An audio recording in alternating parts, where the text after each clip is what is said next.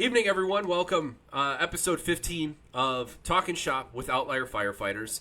I am here with Chris Lienhardt, the Executive Director of Red Center, former Deputy Chief of the Antioch Fire Department, and my first lieutenant, one of my mentors, and I'm really excited to have him on and share him with all of you tonight. As always, if you are in the chat, this is interactive, so if you got questions or you want to heckle my lip here, let her rip. Because Chris is probably going to do it too, and that's okay. All right? So I'm excited to have all of you in here. I'm even more excited to have you, Chris. Thank you for coming on. I really appreciate it, and I'm really looking forward to a good conversation. Alex, thanks for having me. I am too. I think we might have to have a part 2 of this to discuss just the mustache. That might be a whole separate outlier. Because when you popped on the screen, I'm not going to lie, I was a little alarmed. Well, you know, I'm not sure what's going on. I know we talked about how it's a work in progress. It's a commitment. If I can commit to looking like a weirdo, supposedly at the other end of the rabbit hole, it doesn't look like I'm Post Malone. So I'm hoping it gets there, but we'll see. At least give me a couple months. So yeah. We're gonna roll into questions and get going with things. So, very first thing, base level. What was your first exposure to the fire service? Well, having grown up in the town I still live in, a lot of my friends had buddies whose dads were either on the old rescue squad, Brian White, Rich Jablonski, a few others, or they were firemen. Jeff Van Patten's dad, who I didn't know, but I knew Jeff's dad was a fireman, and really Rodney Volling's dad. Growing up, and you know, I'm seeing people pop into the chat that will remember the Midnight Madness days. That's when Antioch would basically stay open until midnight, and it was right before you went back to school, and all the stores were open, and everybody ran around in their pajamas, and it was like anarchy and chaos. And the fire department would have water fights. And I distinctly, and I will always remember Rodney Volling's dad. I didn't know his name then. He was just Mr. Volling. He would stand at the water fights, and he'd look over at my parents' friend, Mr. Eckert, and he'd point to him, and he'd give him a thumbs up at the pump panel, and then he'd bend over and look forward onto the court. He'd look to his right, blow his whistle, look to his left, blow his whistle, and then point. And then it was water fights. And it was, even now, I get goosebumps thinking about that time of my life and seeing that. And then, you know, growing up in town, you'd hear the sirens. And yeah, I was a dork. Where I grew up, you could see the fire trucks turn onto Hillside. And then when I became a CSO, a community service officer in June of 1990, I stopped down at Public Works, and Steve Voss said to me, "Hey, how old are you?" I said, "I'm 21. Why?" "We need young guys in the fire department. Come down Tuesday night." Okay. Came down, and Sam Frankson came down, and they voted on both of us, and that was it. I was in the fire department. That was October 10th, 1990. It's funny, starting on the police side and then coming over. And yep. I'm a community grown firefighter too, right? We both we lived in Antioch. We both got our start there. You got my start there in a way. I mean, joining the Explorer Post, and it was very homegrown. And I think that mentality stuck with me, and I know it stuck with you about community and making it personal and those things, because it already was, right? I would imagine growing up in the town, it already was personal because it was your home, right? Right, absolutely. You know, again, growing up, I joke, you're not going to be able to see the scar, but I remember I ripped my finger open on an old remote control airplane. I didn't go to the hospital. We walked down to Doug Lang's house, 7 houses down, and he got out his fishing tackle box with all his first aid supplies, and he put some butterfly bandages and Silvadine, and he said, "Come back tomorrow and we'll check it. And if he gets sick," that's just what you did, because that's what Antioch was at that time. And joining the fire department, I mean, I never went to it, as a kid, but the fireman's dance, and we'll talk more about the long history that now Deputy Chief Cook and I found downstairs in the basement. We found the original books that chartered the fire department that dated back to March of 1913, and all of the minutes. And it's so funny because, well, you can talk later about that, but as much as things are different, they're the same. But being in the fire department, the fireman's dance was a huge event. It was the social event of the summer. And, you'd see the blue lights flying around. And, growing up, Darlene Johnson, who I went to school with, her dad, BJ, everybody knows BJ, he was on the fire department. And I held those individuals in high regard, and still do. And then joining the fire department, at that point, we were all volunteer. You had to make, I want to say, was it 10% of the calls for the year? Which, I think we were busy at 390 calls one year. Wow. Yeah. Yeah, you had to make 10%. And, you got paid once a year, and I think it was like $4 a call or something. And nobody was in it for the money. That payday was great because it was your Christmas cash, because we got paid in October. And when I came on, Chief Todd Mapplethorpe had just retired as the fire chief. He was still around. And Chief Carney was the fire chief. Denny Voling was the deputy chief. You had Kevin Kelly, who was an assistant chief. Tom Hubner. You had Tom Gutowski, who's no longer with us, and all these guys. And it was, different pieces and parts. That phrase, it's the total is the sum of all parts. I am the sum of all parts. I learned things from all of those guys. I remember, because I was working dispatch, I dispatched a fire, and it was at Stites' Resort. It was December.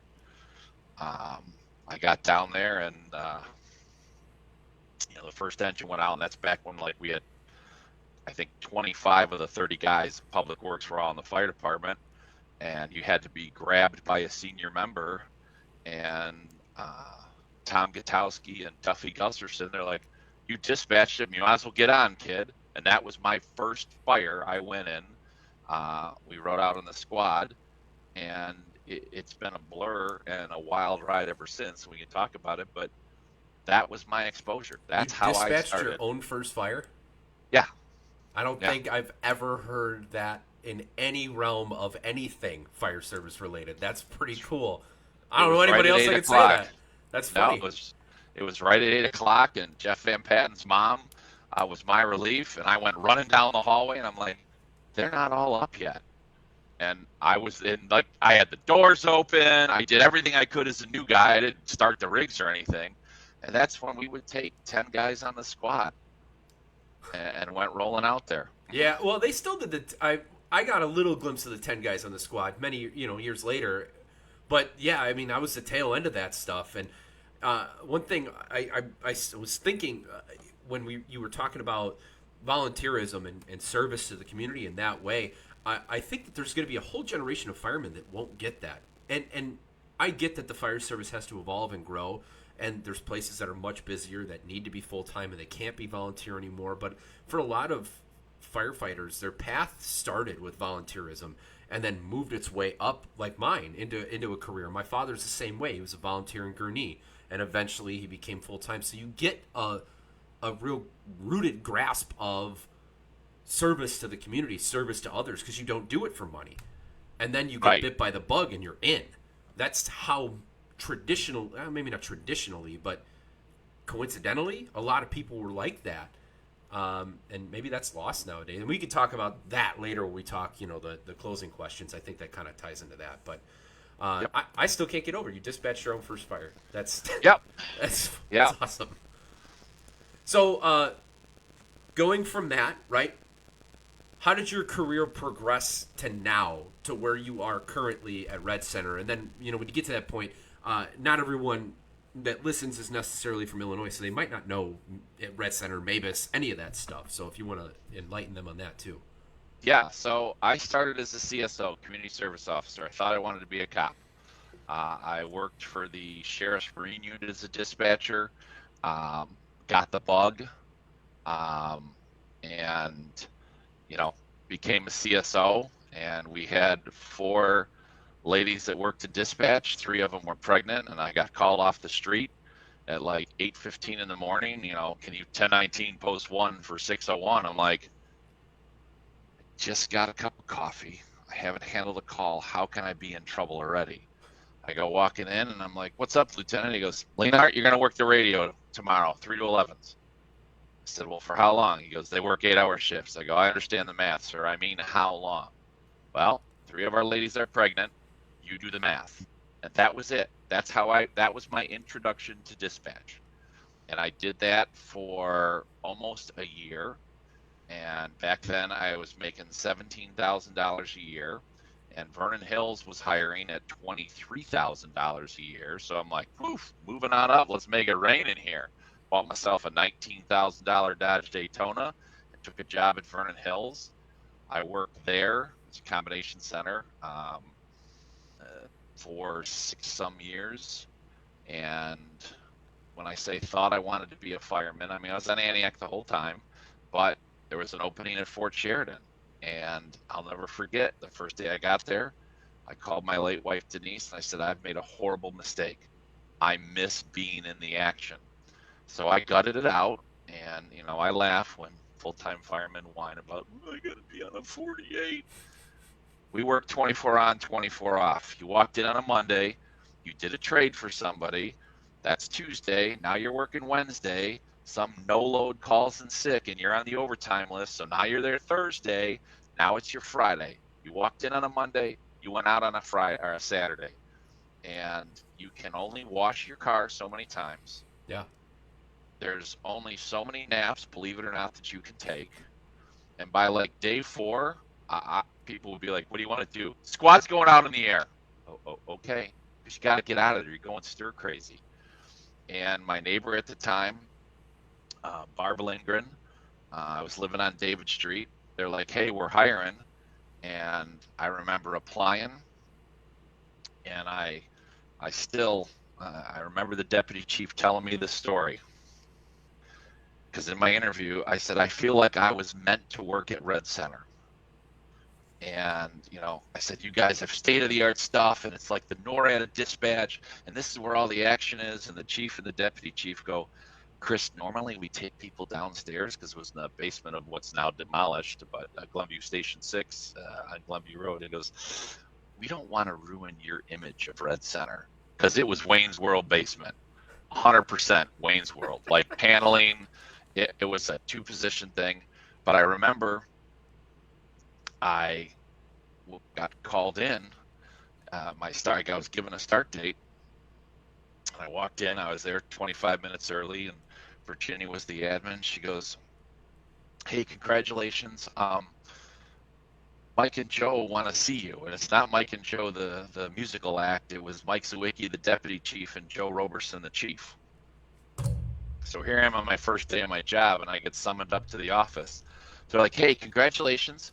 A couple things have happened. The director was let go, so we're going to run the place. Mike's going to process you through the paperwork, and we'll circle back. But I know it feels like a Keystone Cop routine, but we know what we're doing. And Deputy Chief Zawicki said, do you remember, Chris, when you said you felt like you were meant to work here? I go, yeah. He goes, let me share something. He goes, when we did this testing process, it was the first time they had done it. He goes, I sat in on one, it was a listening thing where one person read a story and you couldn't take notes. And then what they said is, Cheryl's going to read a story and then Paul's going to read a story. You can't take notes and then we'll question you. So Cheryl read the story about Fuzzy Bunny and he didn't like cook carrots, and the moral of the story is be happy with who you are, right? Well, through her story, Paul would go, thunder makes me sad. Rain clouds go away. I'm like, they're like, all right, what about Paul's story? And I go, when's it going to start? They're like, it did. And I'm like, oh, Jesus. He goes, When they told me only one person failed, he goes, I asked who? And they said Lienhardt. He goes, nope, I was in there. They didn't explain it because every applicant after was explained the right way. He goes, then Omega, the health testing company, calls and says, hey, your candidate didn't show up. And he goes, who is it? And they go, Lienhardt. He goes, all right, he's done. We'll move on to the next one. I'll give you a name. He goes, 2 minutes later, they call back in a panic. They're like, it's our fault. We told him to come later. He's on his way. He goes, somebody was looking out for you. And that was January of 1997. And I worked with 7 great people who taught me a lot, about Red Center. And, at that point, we dispatched for, I think, 8 or 9 agencies. We're now up to 14. And for those that don't know, it's Regional Emergency Dispatch. It's not just a catchy acronym. We dispatch for 14 fire departments. We're going to do about 56,000 runs this year. In addition, we're MABUS Division 3, and we play a significant role in a whole bunch of regional plans and statewide coordination. And the latest feather in our cap, we are the point of contact for the elite search and rescue strike team. And we can talk more about leadership and stuff, but I've been there a long time, and it's unlike any other communication center, barring a few. And I've had the opportunity to teach around the country, and when I hear people talk about how it's like this, I'm like, Red Center is like this. It's a mutual appreciation, admiration, respect, and understanding for what the other side of the radio is doing. When I first started, we got invited to retirement parties. The dispatchers were invited to battalion chiefs, deputy chiefs, fire chiefs, retirement parties. And I remember, I'm like, was this sent in air? They're like, no, come on, we're going, new guy. And we went to one, and we all, dispatchers are introverts. We're standing in the corner, and this particular battalion chief made a point to bring he knew we weren't going to go around, so he would bring people up. He says, these are the people on the other end of the radio that made me look like a rock star, even when I did my best attempt not to. And I have never, ever, barring some, larger centers like your Bostons, New Yorks, Chicago's to some extent, you don't see that. And it's an amazing place, and it's always been the culture. And one of the former fire chiefs, Chief McIsaac, another great mentor of mine, he said, your ethos is based in the fire service, and you should do everything you can to hold on to that. And we can go down a giant rabbit hole about organizational change and all that stuff, but I recognize it. I hold on kicking and screaming to keep those things that are essential to who we are. I mean, much like a very young Tanner, I used to say, the Red Center. And it was because that's what Chicago called us. When they called us on iFern, they'd be like, the Chicago Fire Department calling the Red Center on iFern. And it's pride. And, I wouldn't have hired a 21-year-old version of me. I wouldn't have hired a 25-year-old version of me necessarily. And I would be like, oh, the Red Center. And I'm like, yeah, that's right. Because when you're as good as we are, you get an extra E. That's why you're just the dispatch center. I mean, total douche move. Can we say douche move? Whatever. It's douche canoe. I don't know. I think that's okay. I think it's just F-bombs that we're supposed to be careful with. Oh, okay. Great. Well, that's going to open up a whole bunch of I'm stuff. sure Zuckerberg will shut us down or something if we say the wrong thing. Shut it down, D-Man. Yeah. You want me to shut this down? No, let's see where this goes. Yeah, this right? is prestige worldwide. But, it remains a great sense of pride. And it's unlike any other place. It remains unlike any other place. Do you think that there's, like you said, that it's connection to the fire service values and ethos, right? You think that has a large impact to the dispatch center to Red Center, to you guys and the culture you have, obviously your ties to the fire service brought that with when you joined the center. Yes, Do you think it we existed were before you, or did you enhance that? The answer is I didn't enhance it. I continue to work daily to make sure we don't lose sight of it. We started in Niles Fire Station 2 way back in 1977, and then we moved to Glenview. My first day, or one of my first days, Morton Grove Engine 5 is parked out back. I came from Lake County. Nobody ever left anything. Your still district might as well have been like, kryptonite. You cross that line, your rig's going to explode. They just stopped up to visit. Now, granted, they're one town away, but that was absolutely foreign to me. When we opened our place where we are now in Northbrook, everybody went on the air out of service to come visit us. When there's a NIPSA drill, they'll come by and visit us. The problem we have now is, and the old guys, and I know I'm one of them, but they all knew us. And now that we've gotten busier, I don't want to say there's not a connection, but the connection isn't there. And I continue to work, and I have 14 bosses who are awesome, and we continue to work, and I get the inner workings of a fire department and the fact that everybody's busy, but myself and the deputy director, we went around and did coffee table talks. Now, I know there's a lot of people looking at the list here that studied math for 5 days to pass the fire apparatus exam. Raise your hands, right? Yep. Okay. 14 departments, 3 shifts each. Seems like a simple task. It took us almost a year. And, we just stopped by one of our stations the other day, and the lieutenant's like, we're dealing with something, and he's like, hey, come in. We were there for 2.5 hours sitting at the kitchen table. That's how it should be. Yeah. And what pains me is I don't know many other communication centers where that kind of, again, mutual admiration, respect, and appreciation for what each other does exist at that level. Yeah. It's not like, oh, I'm a visitor in the station. So, yeah. I mean, if a dispatch center's only connection to culture and ethos and all of that is a retirement tone out, and that's it, that's not really enough, right? Like there's more meat on the bone there that you can tap into for sure. And can we just talk about those for 1 second? Yeah. I'm going to get on one of many soapboxes. When someone retires, it is not their last call. And I will show, I'm looking at a long list of some fire slayers in this group. Last call is reserved for the ultimate sacrifice, their last full measure of devotion.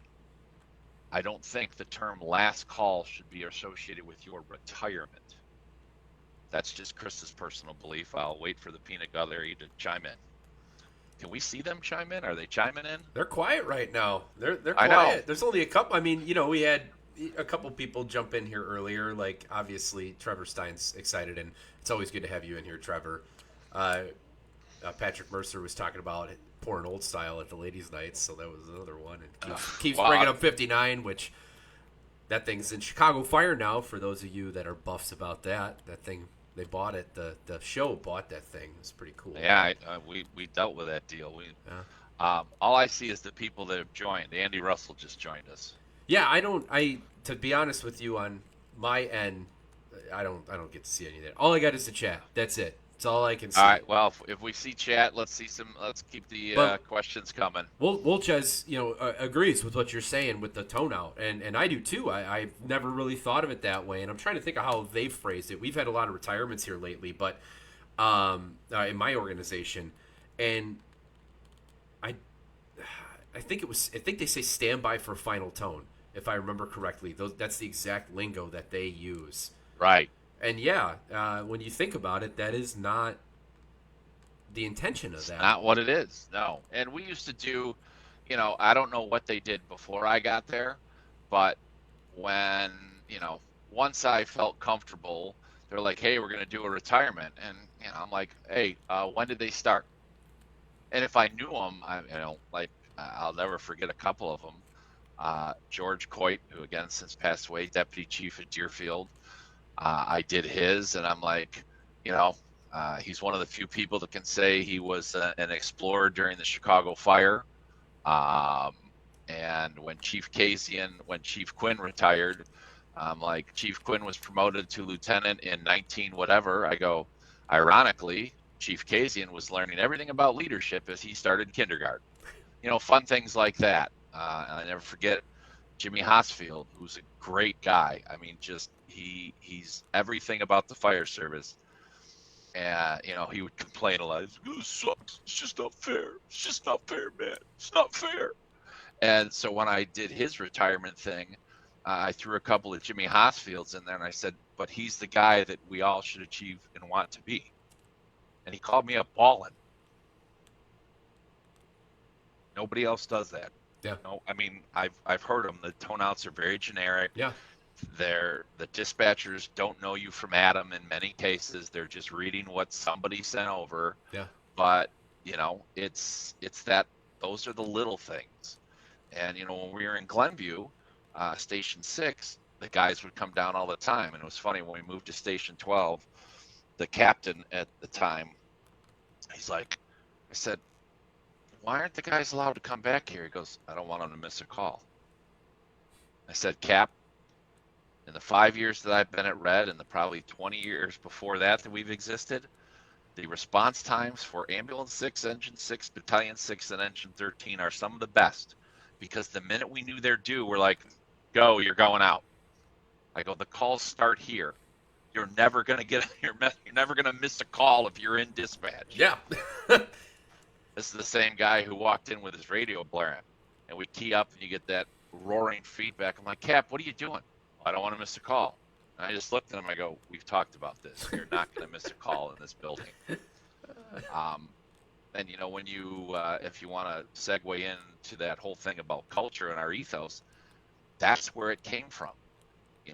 I mean, I knew that, the battalion chief, I refer to him as Chief. They're like, "Hey, you can call me Norm." I said, "Okay, Chief, whatever you say." It's much like my high school teachers.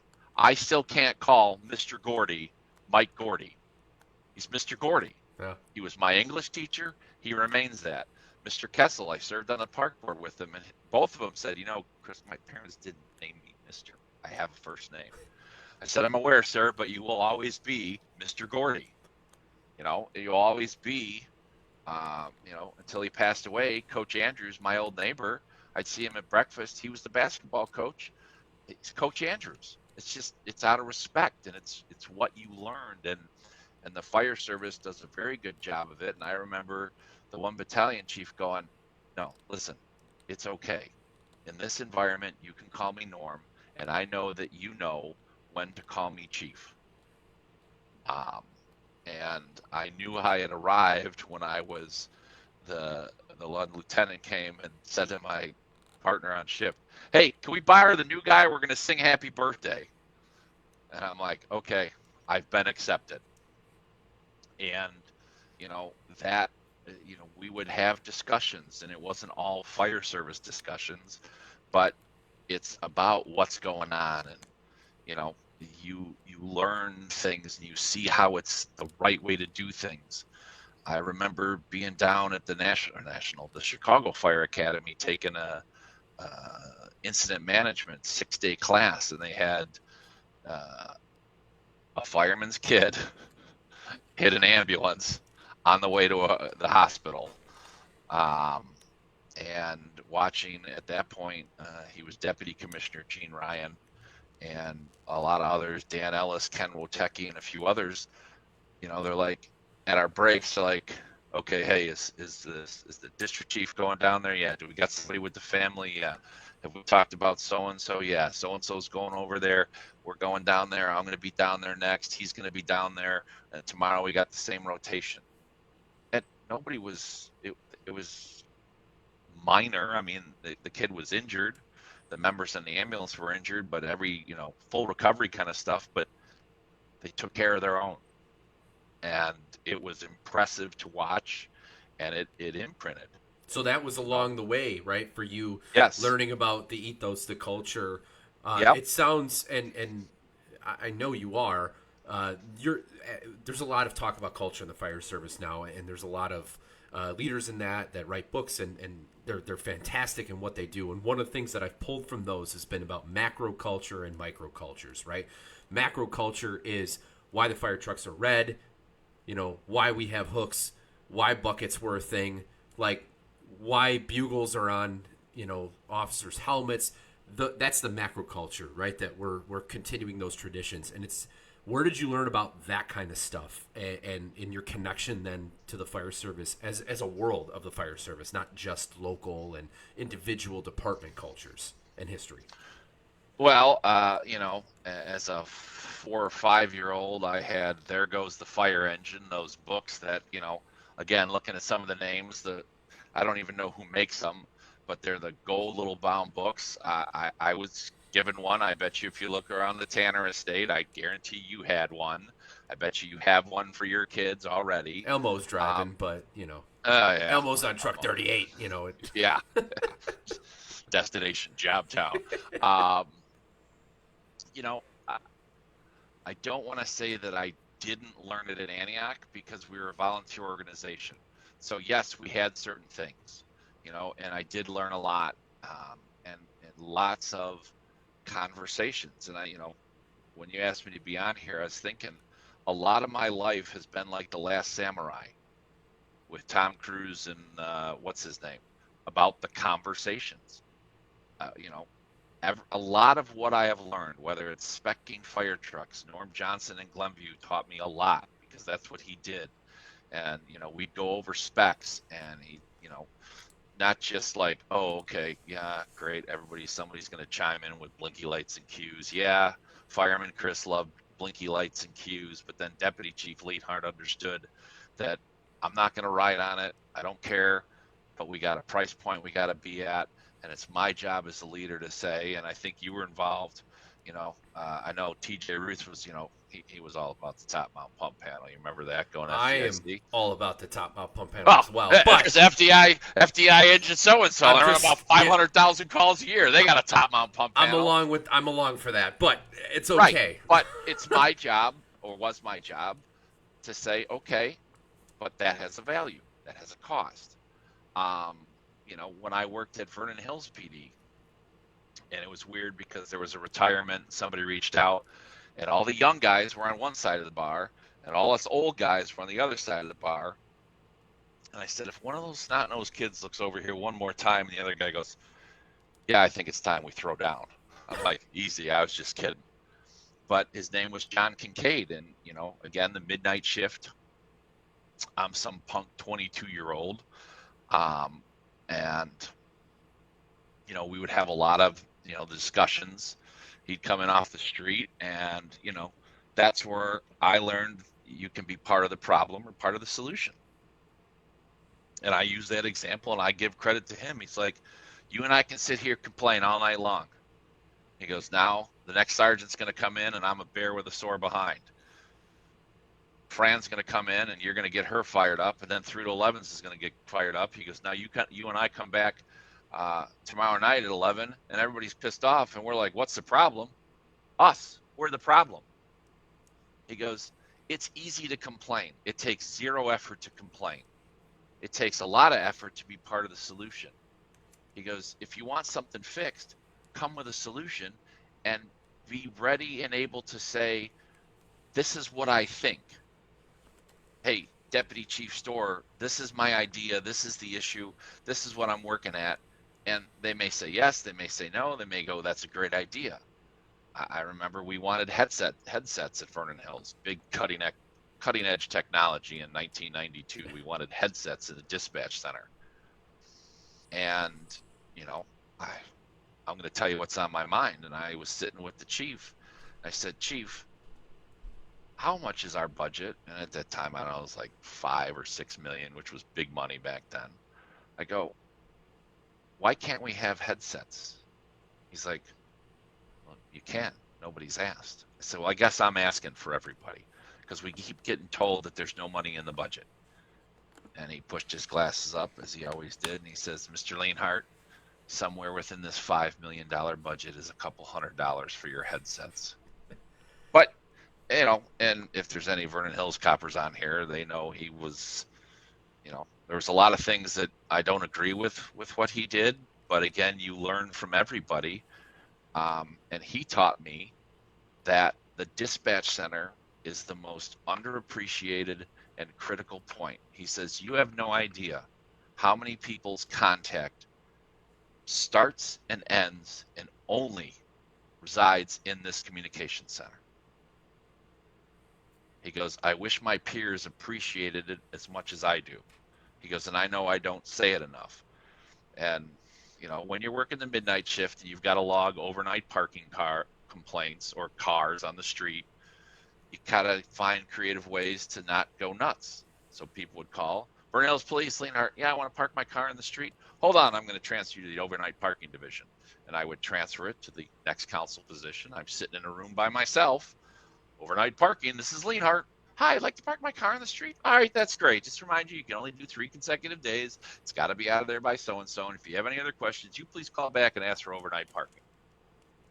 One day I get called in the office and the chief says, hey, I just got this great phone call from one of our residents. And he's got the budget book. I've been going over our budget. I don't remember funding an overnight parking division. And I explained it. He kind of smiled in that fatherly kind of way. And he says, okay, I get it. Keep doing what you're doing. Andy Russell's in the chat. He was excited about the overnight parking division. Yes. Yes. Yeah. But it's the things you do. And, another buddy, who was, because I worked a rotating shift, he would come in and he'd go, I can always tell when someone's spoken with you before. I go, why is that, dude? He goes, because they gleefully ask for the overnight parking division. I go, well, do you handle it? He goes, no, I transfer him to investigations. Yeah. But, it was Commander Kincaid who also taught me as the guy who worked a rotating shift. I had 3 sergeants. I had Sergeant Zanello. They called him Sergeant Z, and it's not just because his name started with a Z. I had Sergeant Wagner, which was like Pee Wee football. We went wherever the action was. I don't care. We'd have 15 cars on the 3 to 11 shift. Somebody had a hot call. All 15 of them were there. And then I had Sergeant Eccles, who ran a shift like this. And it was tough because it was 3 different personalities every week. And I would get frustrated. And at that point, Sergeant Kincaid had become a commander. I remember walking in one day. And I knocked on his door. He's like, what's up, kid? I'm like, boss, you got a second? He's like, absolutely. And I told him where my angst was. He says, listen, you got a tough job. He goes, but the old man says we operate the organization between point A and point B. He goes, that's the vision of the department. He goes, one of your bosses is probably over here, closer to a very strict thing. I'm like, Sergeant Eccles. The other one, kind of, but not so much. I'm like, Sergeant Z. I go, well, let's be honest, and I love him dearly, Billy Wagner. I go, Sergeant Wagner's just bouncing between A and B all day long. He goes, but it's still within what our organization wants to do. I said, yeah, but boss, he goes, don't let that bother you. He says, there's things you can control and things you can't. And this was way back, way before all the crap that I dealt with. Shit you can control and shit you can't. When you start worrying about the stuff you can't control, the only thing that is hurt is you. And those kind of lessons stuck with me, and continue to. And I continue to learn. Where did I learn? I'm still learning. I learn something all the time. When we had the opportunity to ride with fire investigators down in the city, we only rode with one shift, but it was a very unique shift. They were awesome. They were awesome to us. We went to learn, not just to look at fire trucks and burned out buildings. And once we established a level of credibility, there was a greater level of acceptance. And I didn't know what fans and buffs and all that crap was back then. We were at a fire once, and it was going sideways. And it was with Don Champley and the engineers in the back alley trying to throw a 35-foot ladder by himself. Now we got tan gear, so we stick out automatically. Yeah. So we go help the guy throw the 35 and take care of it. And, we're like, you need anything else? He's like, no, I'm good. And there was a chief back there. He's like, who are you guys? So we're riding with the OFI. I look at Don, I'm like, we're going to be in trouble. So we go around to the front of the building, and Lieutenant Outlaw, whose name was Lou's like, come here. He goes, you guys helped the engineer from whatever it was throw the 35-footer? We're like, yeah, it needed to be done. We're firemen first, and this is just one of the things we do. Are we in trouble? Nah. Battalion chief said those guys were all right. Heard the call, and you guys stepped up and threw the ladder. Okay, that's what we're here to do.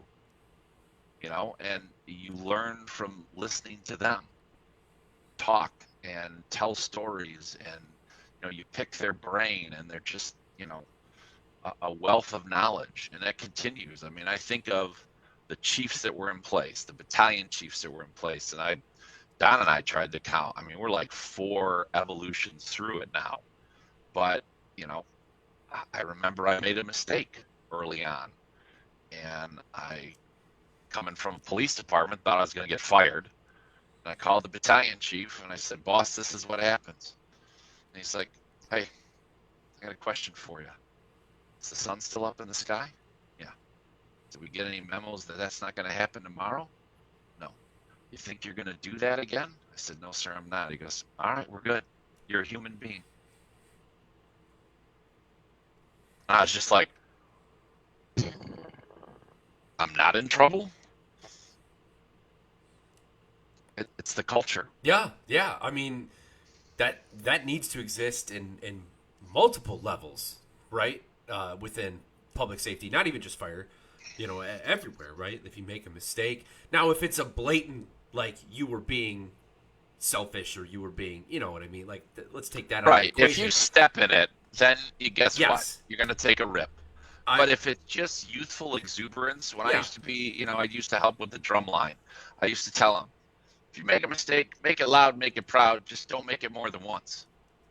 Yeah, right. Sorry, Meaning, my know wife your wore part. this hat last. Yeah. Maybe it's those mustache hairs are No, starting it's to get not. all up in your... They're not that long. Look at them, okay? It's. But what I was gonna say with that is mistakes being part of learning culture is something that I think needs to be supported more, right? That needs to become the norm for people, and we're horrible at that. We eat our own so much, and I think when you're younger, that's just natural competition, right? Like a lot of being in your like early 20s and especially getting into the fire service, right? It's a macho job and everybody wants to show that they've got it and they understand everything. But like the only way you learn is by messing something up. That's literally it. Like, and I'll share, I don't know if you remember this, but my first fire ever, let's take away the times with the old man in the car where he picked me up from work and, I got to go to jobs. That's different. I didn't do anything, right? Job town. Right. It's not really that cool. But my first fire ever, you were a lieutenant at the time. I walked up. It was a detached garage. It was a boat, and it was a pop-up camper, and it extended into those things. And I showed up, call back. I think I came in a pickup truck. I don't even think I showed up on a rig. Like, I was amped up. I had my pager fly up there.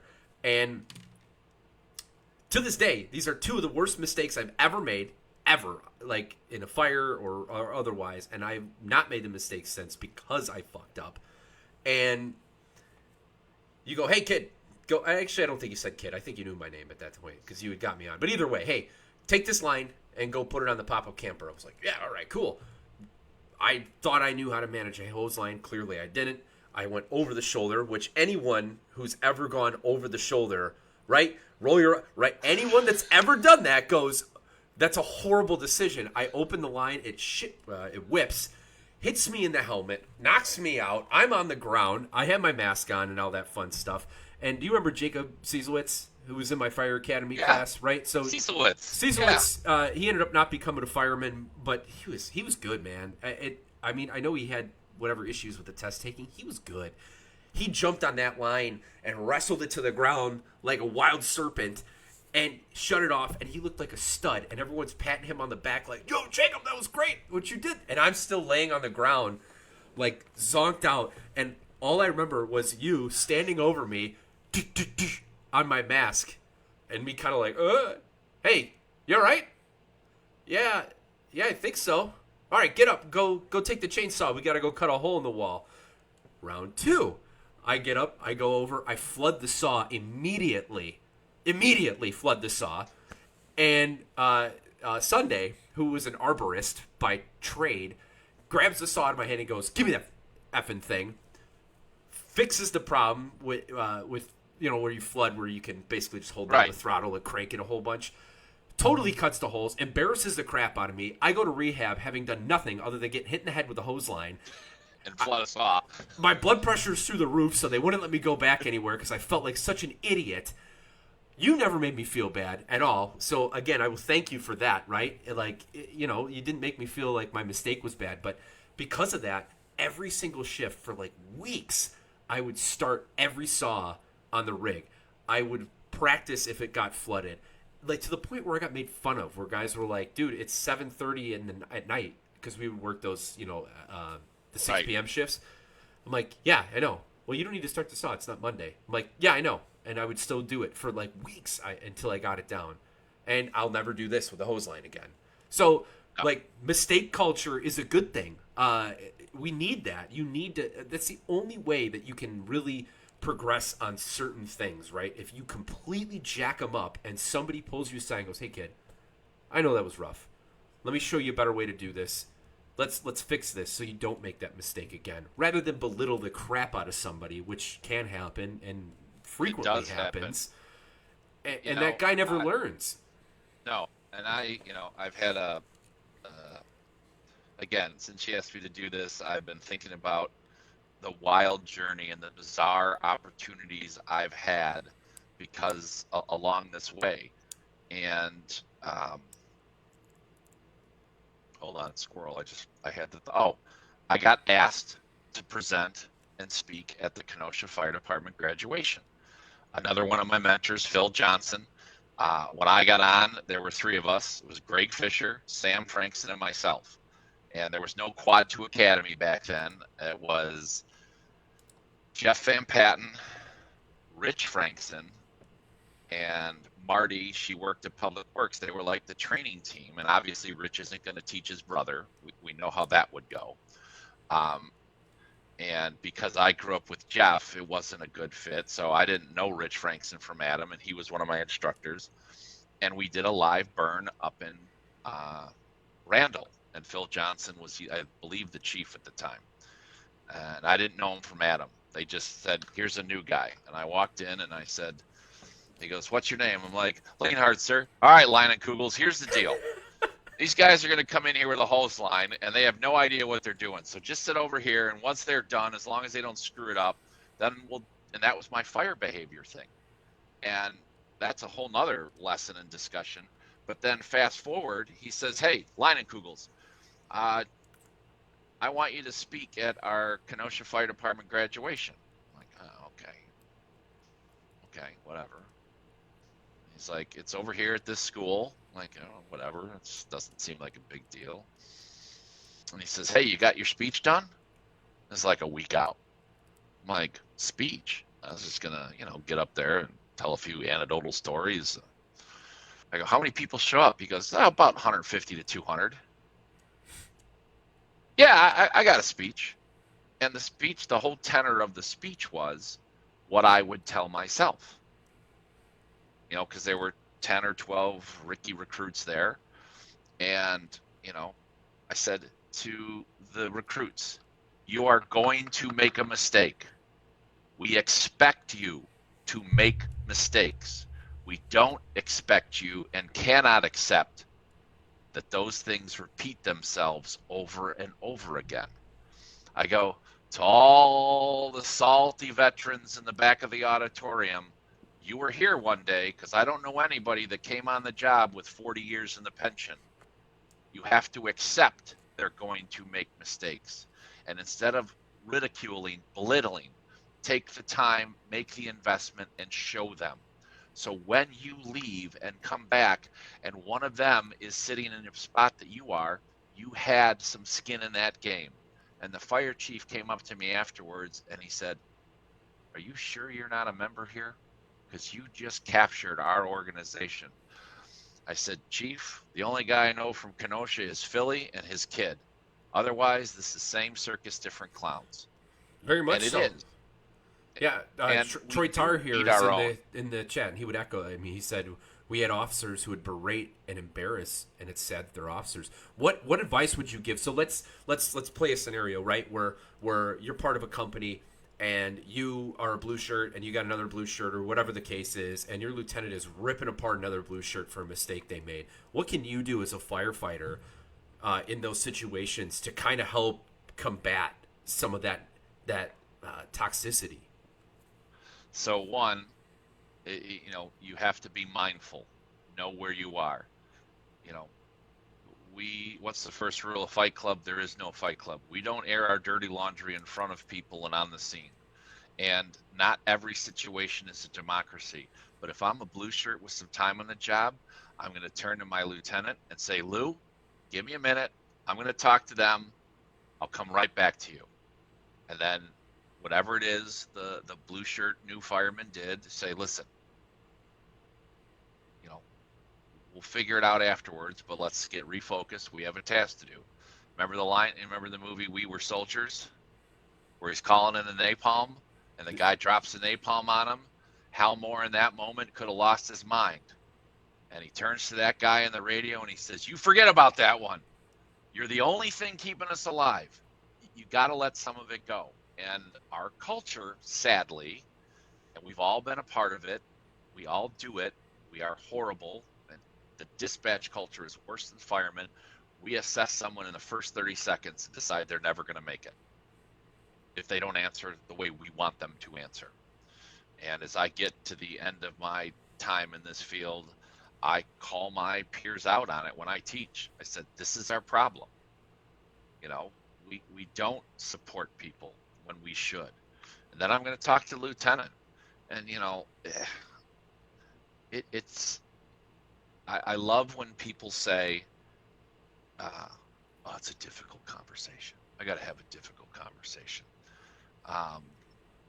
One of my former coworkers who's since retired, Mark Sikorsky, he and I were at the Wisconsin Mavis conference and we were talking about this. And, they're like, "Oh, it's a difficult conversation." I said, "Well, I'm going to tell you, unfortunately, I've had 4 of them in my life, and anything we do on the public safety side doesn't rise to the level of a difficult conversation. It's just called grow the F up and have a conversation. This isn't about you." Alex, you remember, what did, myself, Deputy Chief Coker at the time, Chief Nixon, what did we always talk about? This organization does not exist for you. We exist for everybody outside the 4 walls of this organization, the community we serve. That is not to say that we are not 100% behind you, care about you, all those things. But the fire department doesn't exist to keep Alex Tanner happy. It exists to provide the care and do all the things that we know you're supposed to do for everybody outside the 4 walls. And, I remember, again, Troy Tarr, your dad, a lot of the, looking at some of the names on here, when mission statements were a big thing in the fire service, okay? And it'd be like 5 paragraphs of just absolute caca, okay? Bob Brogan always used to say from Northbrook, "We do the right thing at the right time for the right reason." That's it. That's what the fire service is. What does that mean? Well, if you got to ask, I don't know that you should be in the fire service, but I'd also say somebody didn't explain what the fire service is. What does that mean? Like I always, we, meaning myself, Deputy Chief Coker, Chief Nixon, didn't care that you were at the Dairy Queen for 45 minutes. But But by God, if a kid wants to come up and see that fire truck, you better show him the fire truck. You have no idea, or we lose the perspective of how revered our profession is and what it means to a kid to see a fire engine. And, it bugs me. I'm sure you know what's Deputy Chief Lienhardt's #1 rule. Don't wear your hat backwards. Oh, yeah. There's only two people that wear their hat backwards. Catchers and a-holes. And you're not a baseball player. It's about your perception, When I started at Antioch, Ron Roth taught me you never have a second chance to make a first impression. And as a police officer, because I wore the exact same uniform, this wasn't when I wore police blues. He said, let me tell you something, kid. In order to gain someone's respect, you need to look like you deserve their respect. And he taught me about washing squad cars, which then translated into the fire trucks. And I used to go down and on my days off, because I had zero life and I had a tremendous amount of pride, I would wash all the rigs. I remember getting called into Chief Carney's office one day, and him and Denny are in there. They're like, hey, doing a great job on the rigs. But listen up. No more armor on all the seats. And I'm like, what? Yeah. He took the corner in the squad, and everybody slid over to one side. Keep making the outsides look the way you want. No more armor all in the seats. Am I in trouble, sirs? Not at all. Just no more armor all. Okay. You taught me a lot of stuff, but you didn't teach me that because I made the exact same mistake. And I remember going to a fire and everyone falling out of the squad, and I ended up going on the truck, and all I remember hearing was, who the hell? And everyone's like, we took one left turn. There's no seatbelts. For those of you, obviously not everyone here worked for Antioch. Their squad had a bench seat in the back that sat, like 8? I mean, 5 across the seatbelted. back. Yeah. Because it was 4 across the back with 3 across the back with a parade seat, and then 4 SCBA seats that were rear facing. And I armor-alled the hell out of those seats too. So did I. Man, they were pissed, and younger and more cowardly. I was just kind of did one of these, like, I walked up with my pike pole and went and did whatever work I had to do. Like, oh man, who did that? I don't know. But yeah, I've been there. That's right. Kind of funny. We both did the same thing. Now I can see the chat. Okay. I don't know what I did. I don't know.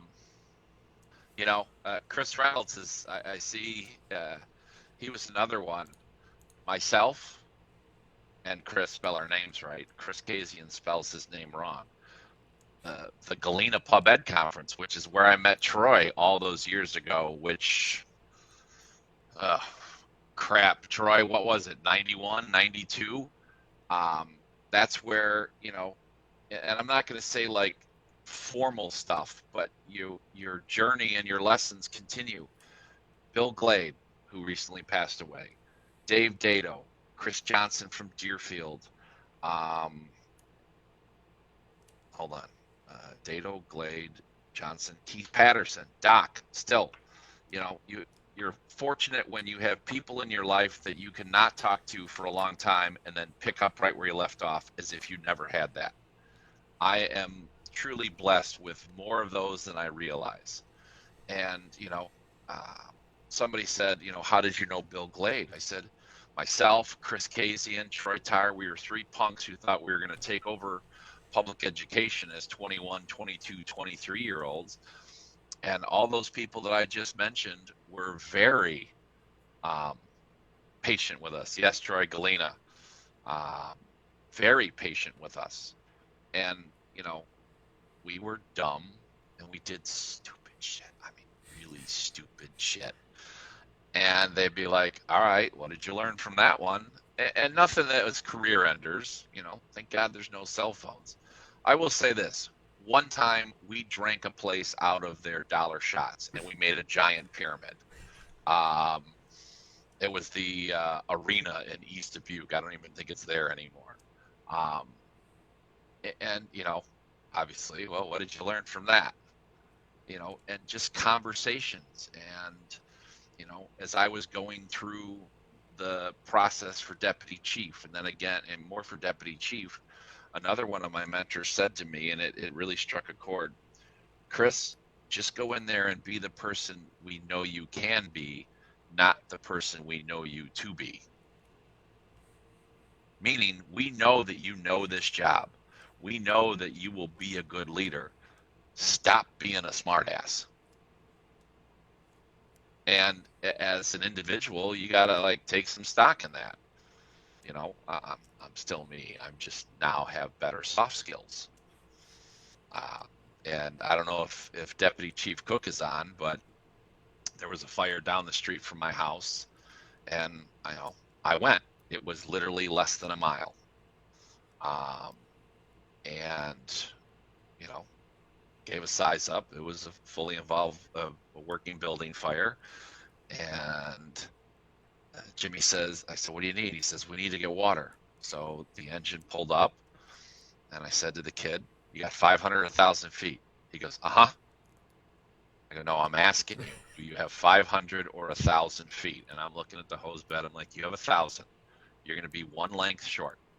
I said, I got Gurney's engine coming up. They're going to give you that last length, tie into the hydrant. You're going to supply the operation. It was at 45 and 173. About 5 minutes goes by, and there's a knock on my window, and I look over, and I say, Jimmy, who's this guy? Because I didn't recognize him. He goes, that would be the engineer from the engine we needed. And Jimmy was all upset, so we got him and went back and fixed the situation. And Jimmy was having a moment, and I looked at Rich Meltz and I said, when this story is told in days to come, just let everybody know that it was Lienhardt who was the calmest one in the command car. and that's, you can't scream at people. Okay, there's nothing to be gained by that. And not everybody is a fireman's kid anymore. And back to your thing about volunteers, not everybody is a volunteer or has that opportunity. And yet the culture of the fire service is to expect that level of knowledge and skill and ability, but nobody's made the investment.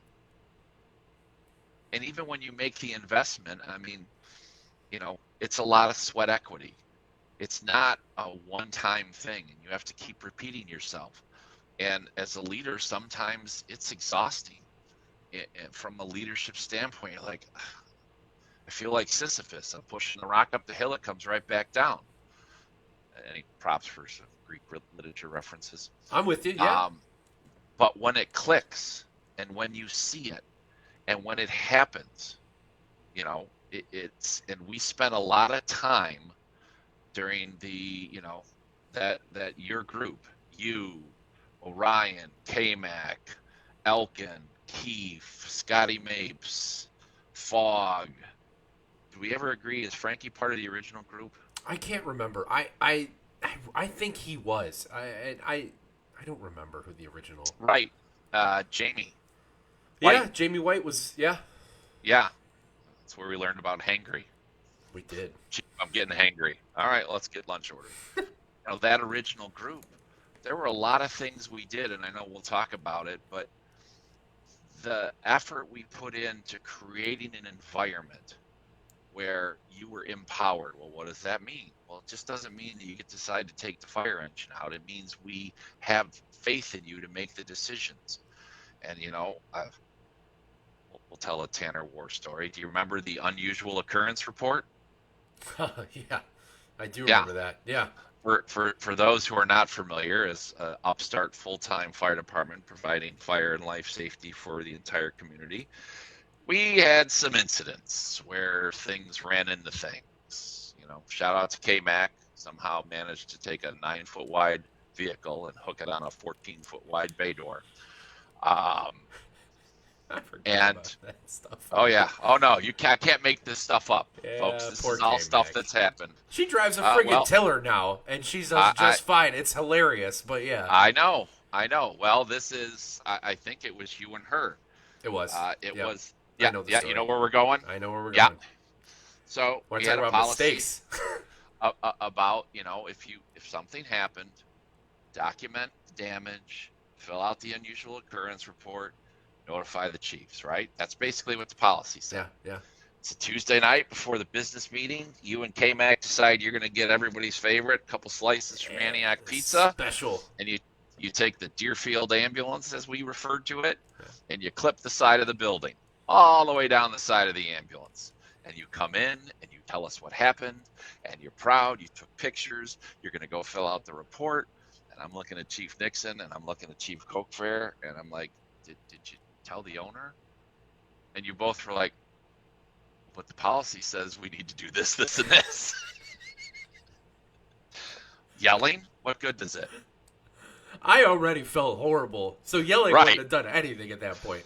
Because I was the right, lieutenant. I was in charge of that. That was right, yeah. Oh right. man. But those were the things that, and even throughout my journey at Red, as I became a lieutenant and we started to do things, Deputy Chief Sakalowski told me what makes Antioch so unique at this time was all of us brought a different walk of life to the table. But all of us together were unstoppable, because we all brought something. I'm not talking about the Lincolnshire hose load, the Wheeling hose load, the Highland Park hose load, the, Aurora hose load. I'm saying all of us, whether it was Troy's innate skills with mechanics, Bill Eckert and Kevin Kelly and John Horan as the ComEd guys, Leonard is like Mr. Fix-It. There wasn't anything he couldn't fix. Denny is an electrician. We had all of these things that came together, and it was a very unique time. And you just grab tidbits along the way. But now, and we can get back into the later on at the end about it, but we're losing sight of those things, that not everyone started with the same level. And if you put that sweat equity in, and yes, you may have to do hydrant hookups 10 times, and on the 11th time, it'll catch. Okay. That's part of making sure that we teach the people what we want them to know instead of just complaining they don't know. But again, it's easy to complain. It takes a lot more effort to be part of that solution. Yeah. And you have an obligation. You have a responsibility, whatever you want to call it. It's the truth. If you care, and yeah, there's always going to be mutts out there that don't care. And we're not talking about them, right? We're talking about controlling what you can control. There's people that care that might complain, but they care, right? All you got to do is just refocus that energy, right? Give them some empowerment to go teach people, train people. It's infectious when you watch somebody struggle with something and finally get it. I don't care who you are. You're in. When you see that click, that's one of my favorite things about instruction, and I know that I'm not the only one that feels that way. Like, it's so gratifying. I may never make a grab, and actually, I think if I remember correctly, one of the kids that I taught in Fire Academy made a grab. Like, that's amazing, and you don't find value in the things that you do for yourself. You find value in what other people have done from your support, from your help. That's where it really matters. That's what you really get something out of it. That's why we do what we do, whether it's the public or your own fellow brothers and sisters. Absolutely. And it comes to, and the question that I always pose to people, because it was posed to me once, uh, I was a late bloomer. I didn't take all the Fire Slayer, Officer 1 through 5, all that crap to much later in my career. And I remember being at Round Lake Station 1, and it was Chief Maplethorpe, and I think at the time, Battalion Chief Witten and Jamie Kubiker was new. So that's how long ago it was. Yeah, she's a battalion chief now, right? I don't know thought if she she is or what, but Chief Maplethorpe posed a question to me, and I said, like, what is leadership? I said, It's not ordering fire trucks and building fire stations. Those are just tasks you have to complete. It's creating an environment, a culture, and I pointed Jamie, where you enable this newer firefighter and you create a space, we use a big corporate term, in this space, operating in this space. You create an environment where the sky's the limit. I'm not going to drag you kicking and screaming. But if you show the interest, and I may encourage you and coach you, then I'm going to facilitate that because I'm investing in you. You are the future. So when I come back as a retired fire chief, again, I can go, oh, she was a blue shirt. He was only a lieutenant, and now they're running the place. And it's your legacy. What do you want to be remembered for? And, we talked a little bit about empowerment, but as I teach now, I have told people as a leader, it's you manage a process, you lead an organization, and you lead people. And as a leader, you need to create that culture and that environment where they don't need you. Because if they always have to come to you and you create this mother may I thing, then when it really matters, nothing's going to go well. And that has always been my belief. And then, a certain situation in life happened that there was a point where I couldn't be at Red Center anymore. And I called my then, because our hierarchy is there's a chairman of the Joint Chiefs. And at that time it was Chief Smith from Prospect Heights. And because of things that were happening, I said, this is what's going on. And he said to me, we've reached the point where it's more important for you to be there than it is to be here. And I said, Chief, I don't disagree. And, we had an ineffective deputy director at that point, and the organization, all the sweat equity of creating that culture of empowerment and explaining what it means, and spending the time, having the talks and repeating myself, it all paid dividends, unfortunately and fortunately. It's a double-edged sword. But my coworkers, it didn't fall apart. And this year at the MABUS conference, when I was doing a presentation with Chief Schragi from Highland Park and Brent from Glenview, we talked about it. I said, listen, as fire chiefs, it's like being a parent. They shouldn't even know you're there. Is there internet, electricity, and Pop-Tarts in the pantry? That's your job. Okay? Everything else, not at your age, in your stage of parenting, but, Yeah, no, I get you. There's nothing wrong with a little juice box and ESPN when mom's not watching. Yeah. You create that culture where nobody's floundering. It's like, okay. It's not like we popped open plastic cards and said, I authenticate whiskey, Niner, Zulu, 5.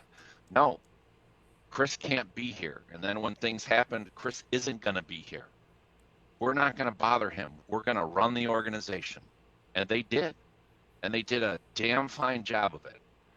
And that is, it's not something you set out to hope you ever have to use. But if you're even a lieutenant, if they got to constantly come to you, hey, Lou, can I do this? Hey, Lou, can I do this? Can you? Kevin Kelly always used to say, so are you asking me or are you telling me, kid? And I would say, I'm telling you. All right, go do it. As a lieutenant, as a captain, all the way up, you want to create that environment where people will say to you, this is what I'm going to do. And 99% of the time, the answer is go forth and do good things. Mm-hmm. And the thing that Chief Nixon taught me the most is always look at the 2 chess moves down the table. What is the 2 chess moves down the table if we do this? And it's not like, no, you can't, but think that, we talk about task, tactical, strategic level thinking. And at the tactical and strategic level, okay, if we do this, what else? What are the possible ramifications? What are we looking at? What are the impacts, positive, negative? What are the budgetary impacts? Yada, yada, blah, blah, blah, blah, blah. Mm-hmm. But that's where you have to start thinking. but you also have to teach everyone else to start thinking that way.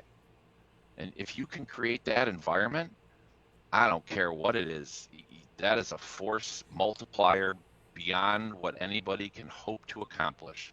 And in a lot of ways, we got there in Antioch. It's just we didn't recognize what it was. Well, we recognized what we were doing. I don't think your group and subsequent groups truly understood it, and it took a lot of effort. Now at Red, one of our supervisors is like, look, when the bosses aren't here, we're the bosses, and it's our call to make. Is it the right thing to do, and is it safe? If the answer is yes to both of those, I've got your back 110%.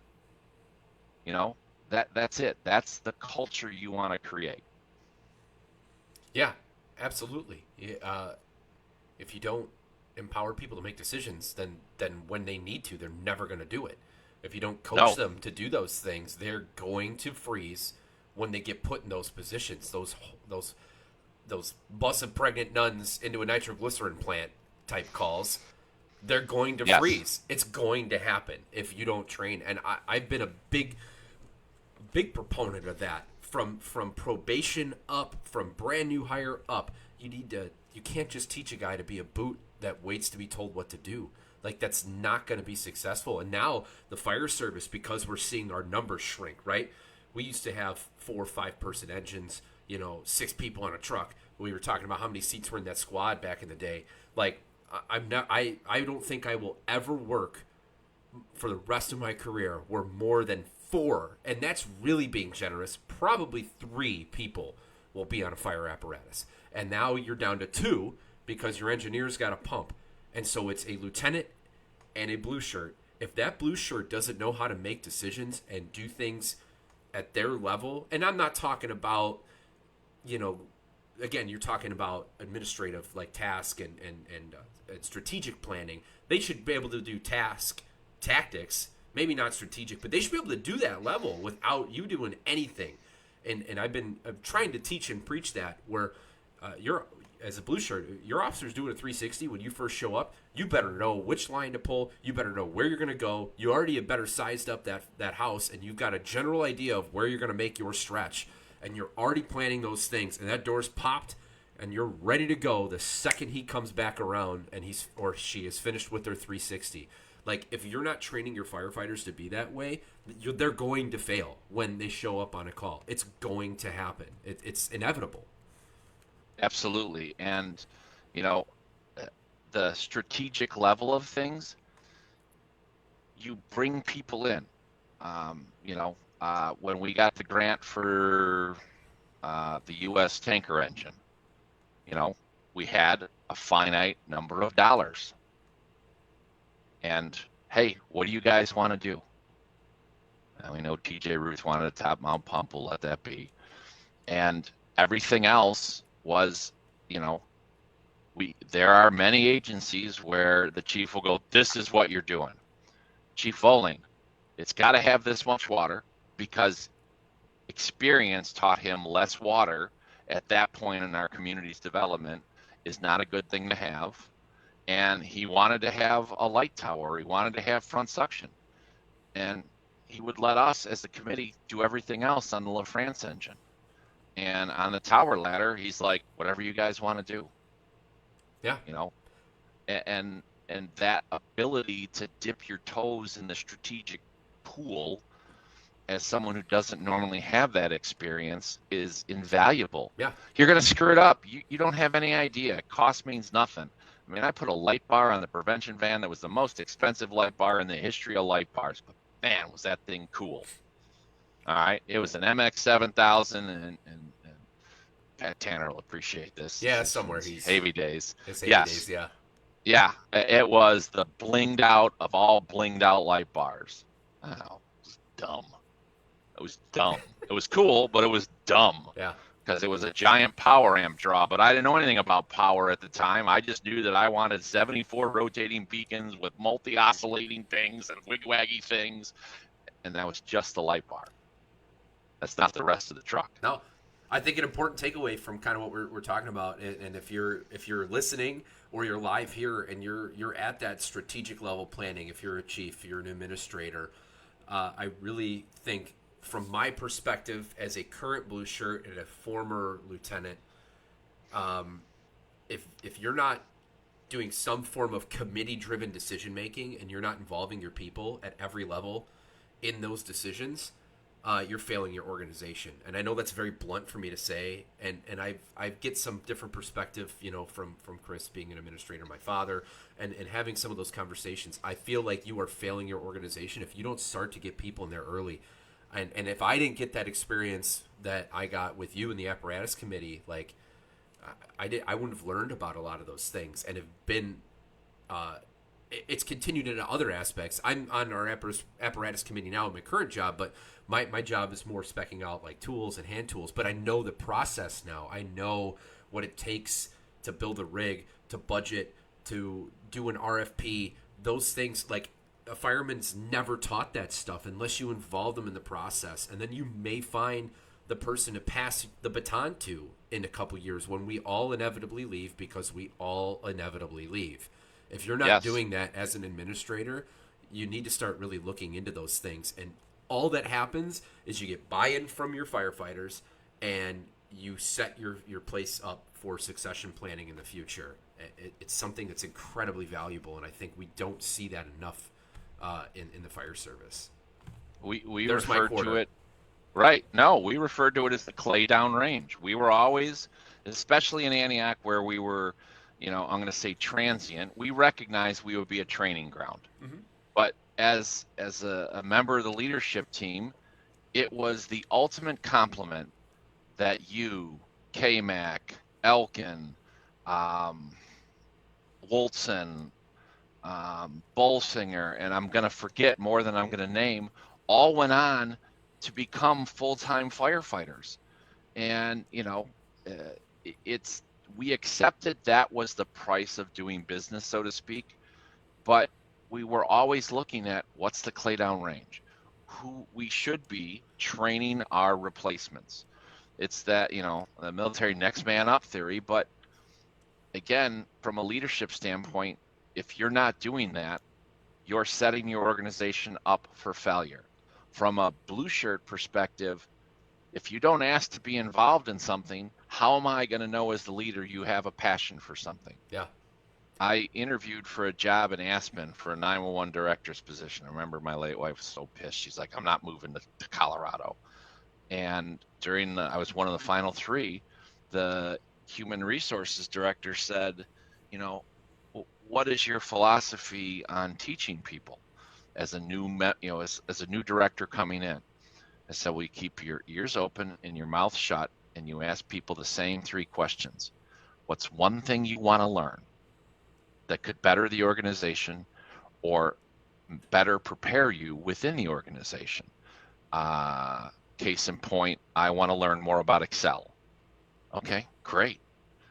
What's one thing that you feel you didn't get shown or need a refresher on your training? And what's the one thing you hope never happens on your shift because you don't know enough about it? The last two are kind of hand in hand. If we can teach you something new, refresh something, and eliminate a fear, if we can do that for the entire organization once a year or twice a year when it comes to those other two things, we're winning 110%.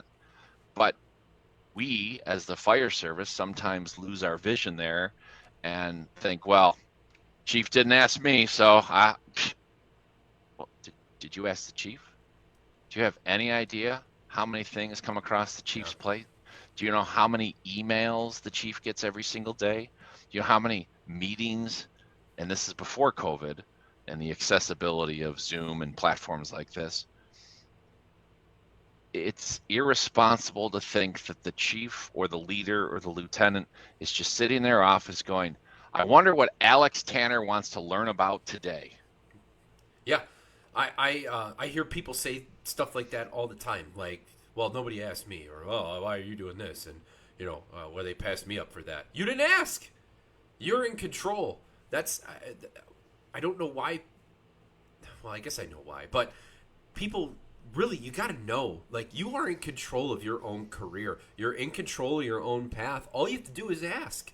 And if you're told no, find another avenue. Like, if you're really passionate about something and you want to get involved with it, find a way in. I'm at my current organization, I'm a 5-year guy. I got on the training committee months after getting off of probation. And the only reason I made it on was because I knew something about computers and I was able to help them with their fire simulator software. And now I'm writing lesson plans. I'm an instructor too. Like, I've got a chance of potentially being a training officer someday, all because I took a step out of myself and was like, all right, I'll do whatever they need me to do so I can get involved. Like, you can do whatever you want. You just have to find your path in and accept that. And people really need to understand that. Well, they need to understand it, but it's, again, we'll go back to, it's easier to complain. Did I share with you the thing about anybody, nobody, and somebody? I don't believe so. All right, I'll send it to you. It'll Okay. be a topic for next time. Yeah. But it's the fire service. And Troy Tarr, who was in the fire service and now is a phony baloney bigwig in corporate America, living his best life, he said, it's funny, this is, all this relates to everyday business except the life or death aspect. And it's true. It is. It's whether you're in corporate America or public safety America. Jay Vandenberg commenting, you've got the mustache, you are halfway to instructor. Yeah. I mean, think if you had that stash coming on the job right away like Stadola and some of those other guys, I can't compete with Stadola's, okay? My God. He's the shift before me at my station, and that guy, that thing is ridiculous. Good for him. You know, people think that the organization, it's like, well, I didn't get to be, again, I'll go back to it. I didn't get to be on the committee. Well, there's a lot on everybody's plate, but if you ask, rarely is the answer no. And if the answer is no, don't act like a 5-year-old. Say, hey, boss, I understand that. What do I need to know? What can I do so the answer is yes? Do I need to, what do you need from me? Hey, Alex, listen, the answer would be yes, but we don't have money in the training budget. Yeah. Okay. If I, pay for it myself, could I still take, will you guys sign off for chief fire officer? If there's a sign off. Yeah, sure. The only person responsible for your professional development is you. We'll support it as an organization, but it's you. You got to step up and tell us what you need to do, what you want to do. I want to touch on something here too, because I pinned a comment from the old man, and I didn't get to completely read it because it's long. So, and it was about the committee work, and it was about involvement and all this that we're talking about. And he says he's on the committee, but he doesn't run the committee. He's there when the committee can't decide on something.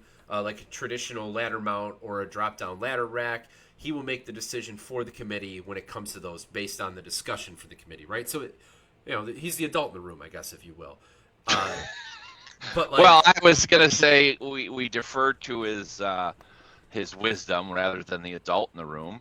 But yes, that's okay. Let's go back to the top mount pump panel versus side mount pump panel. Yeah.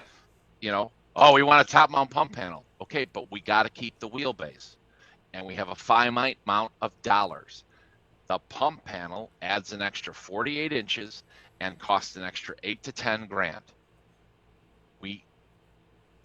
And you guys were like, all right, except for TJ Ruth. He won't hold on to that. Listen, my heart still burns for the top mount pump, but yes. By the way, there are no Antioch Automotive tow trucks that have a top mount control panel. They're all I know side you're in mount. here. Yeah, I know he is. is. Top mount some of those things? Nah, that'll be for a discussion for Friday coffee. Yeah. But to your dad's point, yes, the chief has to sit on the committee and may be the tiebreaker. Or if the committee goes off on a tangent and wants to order breeches buoys, no, we're not doing breeches buoys. You gotta okay? yank the leash. That's okay. It's Tough Tanner just showed up there. We haven't seen him in a while. Yeah, well, Um, you're not yanking the leash, my good friend. You're just corralling them back, or as like Kevin Hart likes to say on his talk show, all right, everybody, get back in the limo. Yeah, let it go on for a while, but back in the limo. We got to bring this thing across the finish line. Yeah. PJ, not yet. He'll get there. Yeah. He'll get there. What else you want to talk about, my good friend? Let's finish, because this is the best. We're an hour and a half in, and we're not even into the meat of like the extra questions. So what I want to do, I want to curb one, because I know we had kind of talked in the green room and on the phone earlier about people that influenced you most early in your career. You've mentioned a ton of people as we've been going through, and that's awesome, right? So you're, like you said, you're some of your parts, right? Yep. Let's just keep it at, who's your Mount Rushmore? Who's your four? Your big four that got you going, or where you are today, recognizing them, and then we'll get into some of these other things. And we've kind of touched a little bit on some of these questions, but I do want to give you an opportunity to acknowledge those people. Wow, Mount Rushmore. You put me on the spot. 100% Paul Mapplethorpe. Dave Dado for sure. Wow.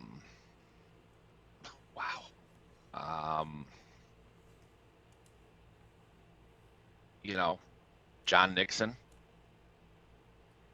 And in many ways, I'm going to collectively say the Red Center Chiefs, because it's been 22 years of 14 to 15 Chiefs. And, all of them, different aspects, and more than that, I've had this unique opportunity to hang out with some prominent names, both in the Illinois Fire Service across the state. I mean, Jay Reardon is another one, who taught me a lot. One of my favorite phrases is fingerprints on the knife. Let's get everybody involved. But all of the Red Chiefs as a whole, and I know that's kind of a cop-out answer, but let's move on, because I do want to talk about losing the passion for the fire service, because it happened. Yeah, I was going back through, and we've actually talked about a lot of the topics that we were going to talk about anyway. In terms of leaders creating an environment where they're not needed. Leadership's not about you, and we've talked about a lot of those things anyway. And but let's talk about that. I know, because we had a great discussion on that. Yeah. Leadership isn't about you. One of my big pet peeves, and it's something I noticed, and I attended a training with my old boss and deputy director in the dispatch community, and someone who I respected greatly used the term "my people" 67 times in 15 minutes. And I know that because my boss started counting.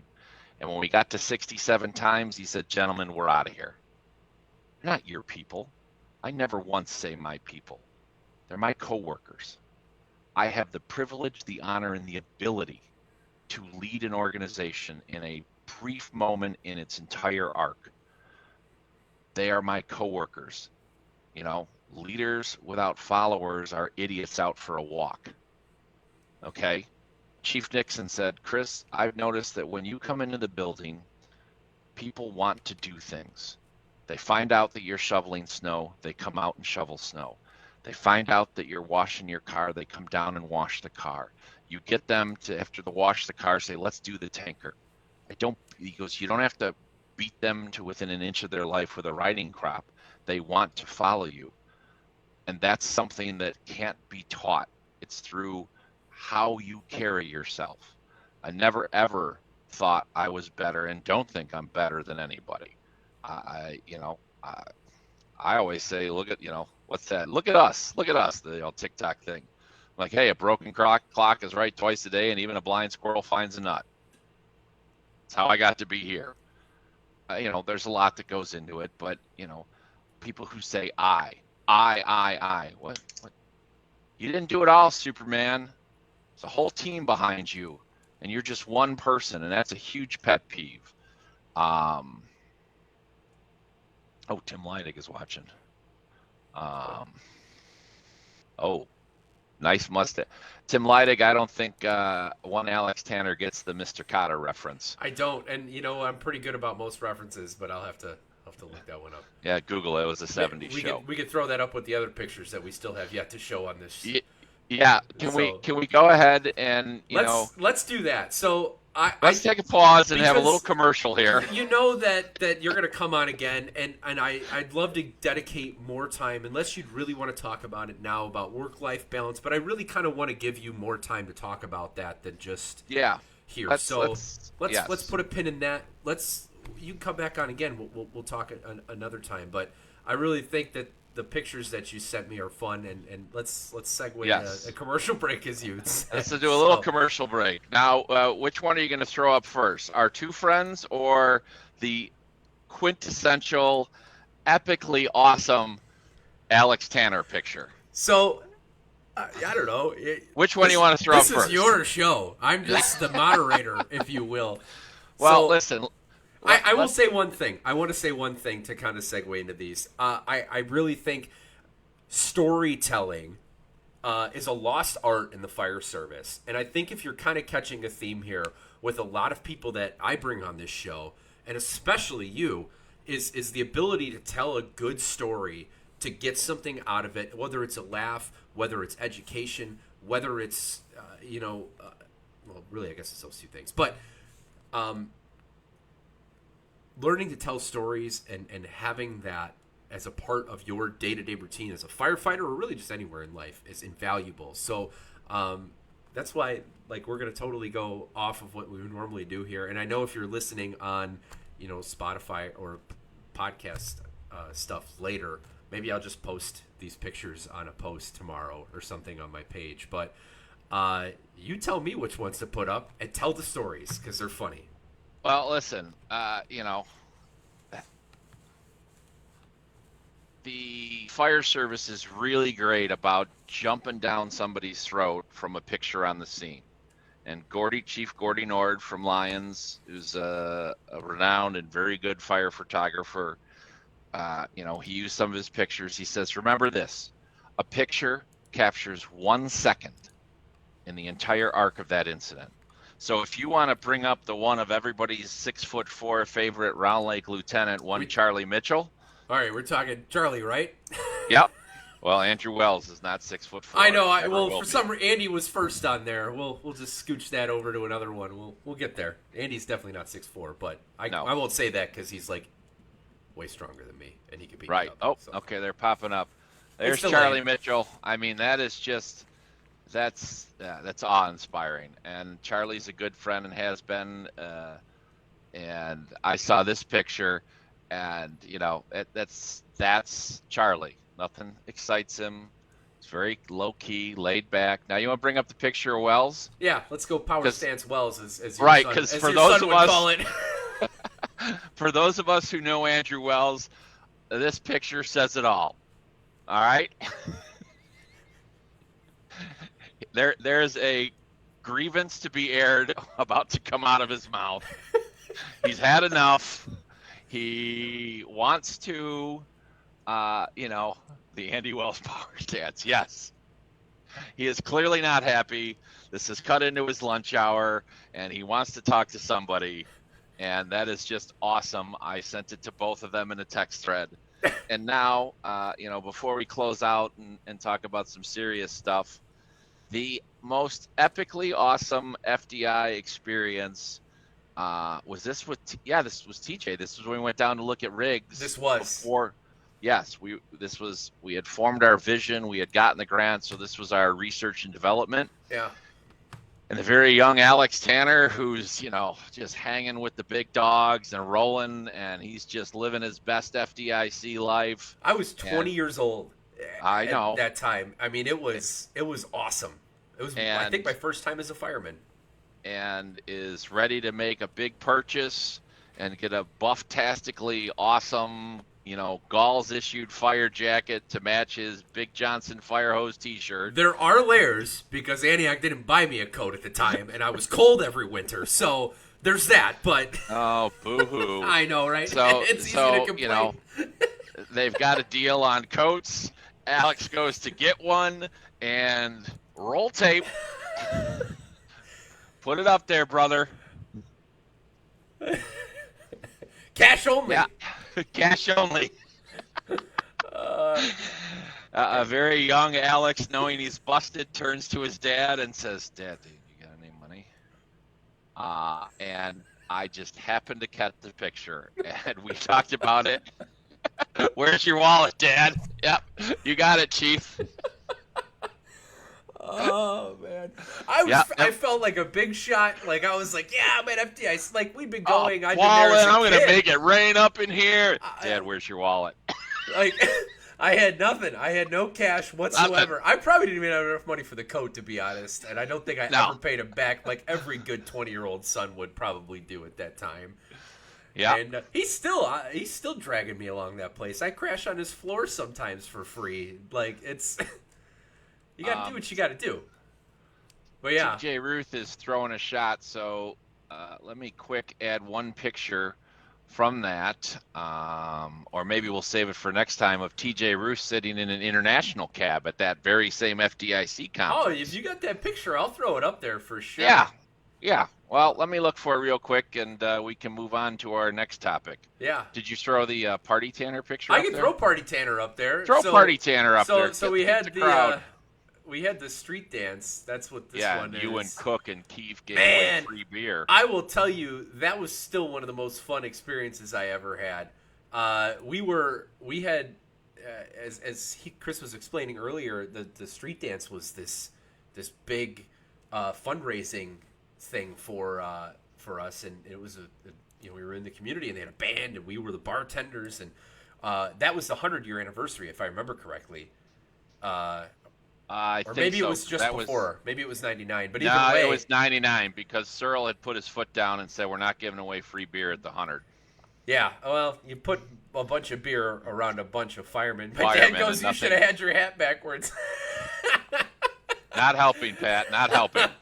So we stuffed ourselves in a tiny little. I mean, that thing had to have only been 6 feet long. That bar trailer.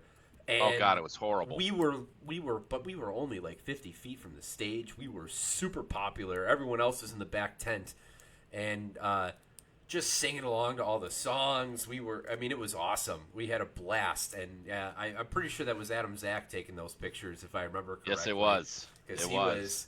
Oh, I didn't realize I covered it. I switched my overlay, but yeah.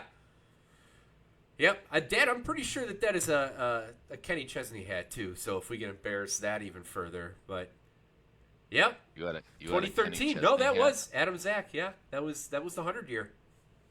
Oh yeah, it was okay. Yeah, well, yeah, the orange shirts. Yeah. Where's that picture? We'll have to put it up another time. Yeah, we'll joke around with TJ another time. Yeah.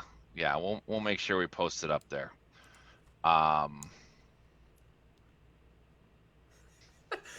Lighting was back to the picture. Chief Lighting was saying what we were, I'm asking for my dad's wallet. He goes, "Hey, I get that same look when I ask Chief about a rotator or a fireboat."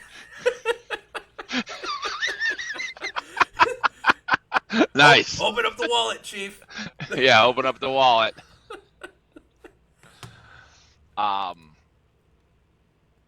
Well, we got 15 minutes. What else you want to talk about, my friend? We can go over the 2 hours. It's just a general guideline. Let's keep assumed. going.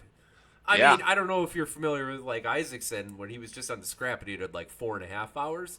We're going to fall asleep. We do that. I don't know. Yeah, I'm on a Red Bull. Yeah. But, listen, I saw George Clinton play at Austin's, and their manager said, when you want the band to stop, kill the power. They played for 6 hours last night. Their opening song was 40 minutes long. Oh my gosh. So we can get into those closing questions, but first I want to pause for a sec. What I would like, again, this is interactive, and if you can think of anything that you want to ask Chris, put it in the chat. We'll talk about it for sure. And I love that part. I know that he would probably love the same thing. It's weird being on this side because normally I'm the one in the peanut gallery throwing out comments. I know, right?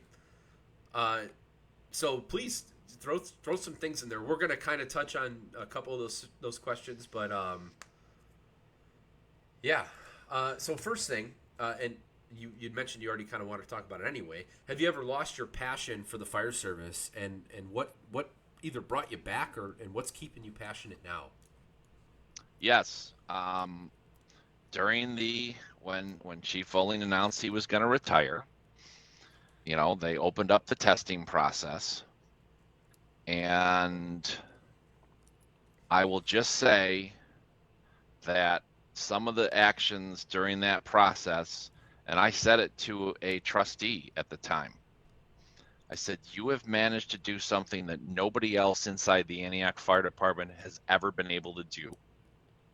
You have extinguished the flame of passion I had for this profession. And I was done. There was a lot of stuff that was just, I'm not going to air dirty laundry. It was just,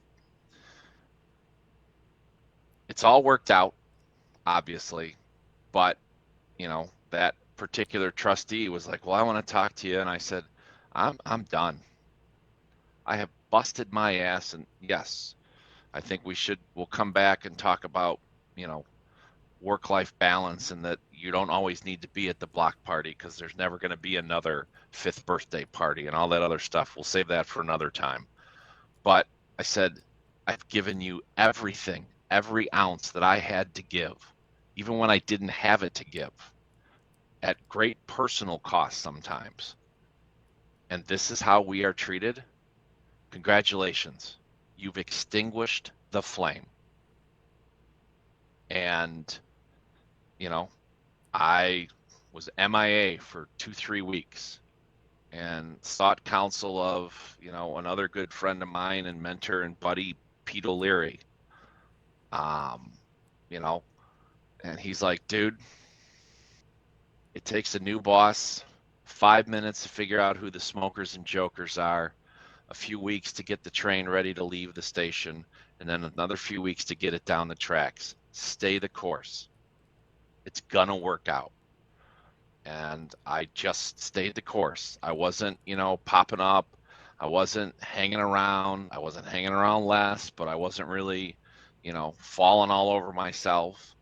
And Chief Nixon approached me and he goes, everywhere I go, people say I should talk to you, but you're the only one that hasn't come into my office. I said, right. If you want to talk to me, here I am. And we went out to lunch, and it was probably a 3.5-hour lunch. And that was the best thing that could ever happen. And, it helped me reignite my passion. It's back better than ever. But that was bad, and it sucked. And, when Chief Nixon, before he left for Florida, he's like, hey, can we meet for breakfast? And we went for breakfast, and he said to me, Chris, the entire time you never had a personal interest. Everything you did was for the betterment of the fire department, the community, and all those kids, the Tanners, the Steins, #Gaines, bro. And that, he says, and I can't thank you enough and tell you that was invaluable. That you had the ability to tell me, boss, I don't know this is the right thing. In the confines of the office, never in front of everybody else, but in the confines of the office. And that was, like a validation that I'm not crazy, that this is the way you should be. The deputy's there to support the boss. And you can disagree in the office, but once that door opens, I serve at the pleasure of the president. That's my job. And it was, there was a point where I was like, F this. I don't need it. All of this, and this is my return on investment. But again, you don't walk around all boo-boo kitty-faced, and in my role now, we've had people that haven't gotten a position, and, I'll respect and let them sit shiva for a day or two, or a tour, as we call it, 2 days, 2 nights. And then it's like, okay, we're going to get back in the game. We're going to talk about what went well. We're going to talk about where you need a little improvement. And then it's up to you. I'm going to help you, but I'm not going to drag you kicking and screaming because I know what it's like to have that passion go away. Yeah. I mean, passion's fragile. It really is. As much as everybody, like I'm a passionate person, and I know plenty of people that are passionate. You don't realize the fragility that it really has, and like Mike Wolches said a couple episodes ago, it's ebbs and flows. Or no, I'm sorry, that was Marusic that was talking about that. But either way, I think everybody goes through those ups and downs. But Yes. to you being able to have, a moment of where somebody made you feel better. Yeah. And I'm watching some of the comments come through. I don't know if it was Leidig or who that want to know who my favorite 6'5" Yeah. deputy fire chief is. That's my buddy Kevin Issel. And during the search, the executive search for Red, and he told me this. He goes, they asked me what sets Chris apart from other candidates. He goes, I can call Chris up and say this is what I'm dealing with, and he'll give me an answer. He'll give me his opinion. And if he doesn't have either, he goes, he always has an opinion, but if he doesn't have the answer, within 5 minutes, I'm getting a text message or I'm included on an email connecting me with the person that can help. I remember when they had the BMW golf out, and I'm like, hey, what's your plan for this whole giant BMW championship? He's like, we got public works. It's going to be fine. I'm like, Kevin, it's not going to be fine. You need to talk to Paul and Dave, Chief Dato and Chief Maplethorpe, at that point using their USAR comms thing. They came out, set up a whole network for him. We had Starcom radios. He looked like a rock star. And he's like, look at all this stuff I got. I go, yeah, mister, I'm going to use public works. And, when he got out to Colorado, he's walking around talking about hot jobs because I would always give him grief. He'd be on the phone and some Lake Forest BS ambulance call. Sorry, Troy, they're just BS ambulance calls. I'm like, ooh, hot job. And now he's got everybody out there saying hot job.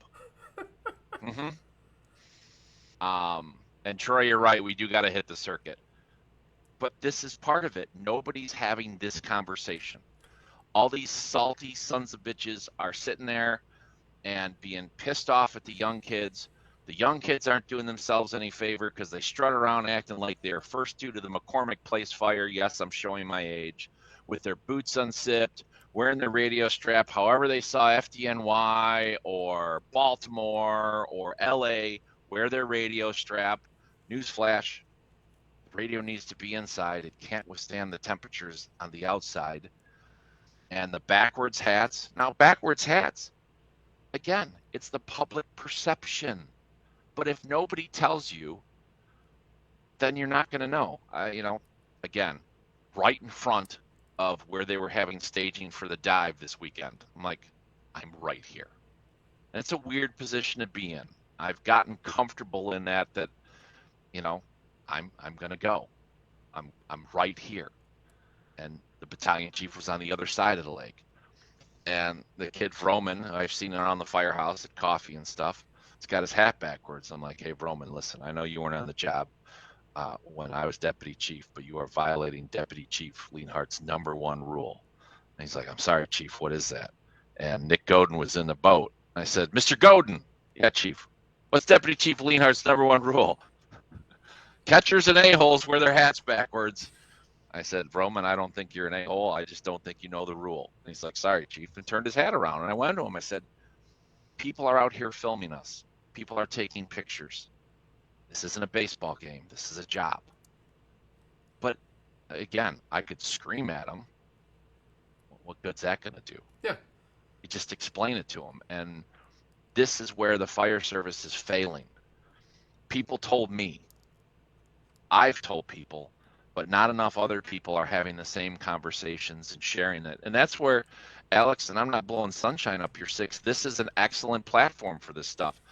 Because, I listen, in this meme-driven environment, that's all we do now is post memes about shit. Nobody can actually talk to each other.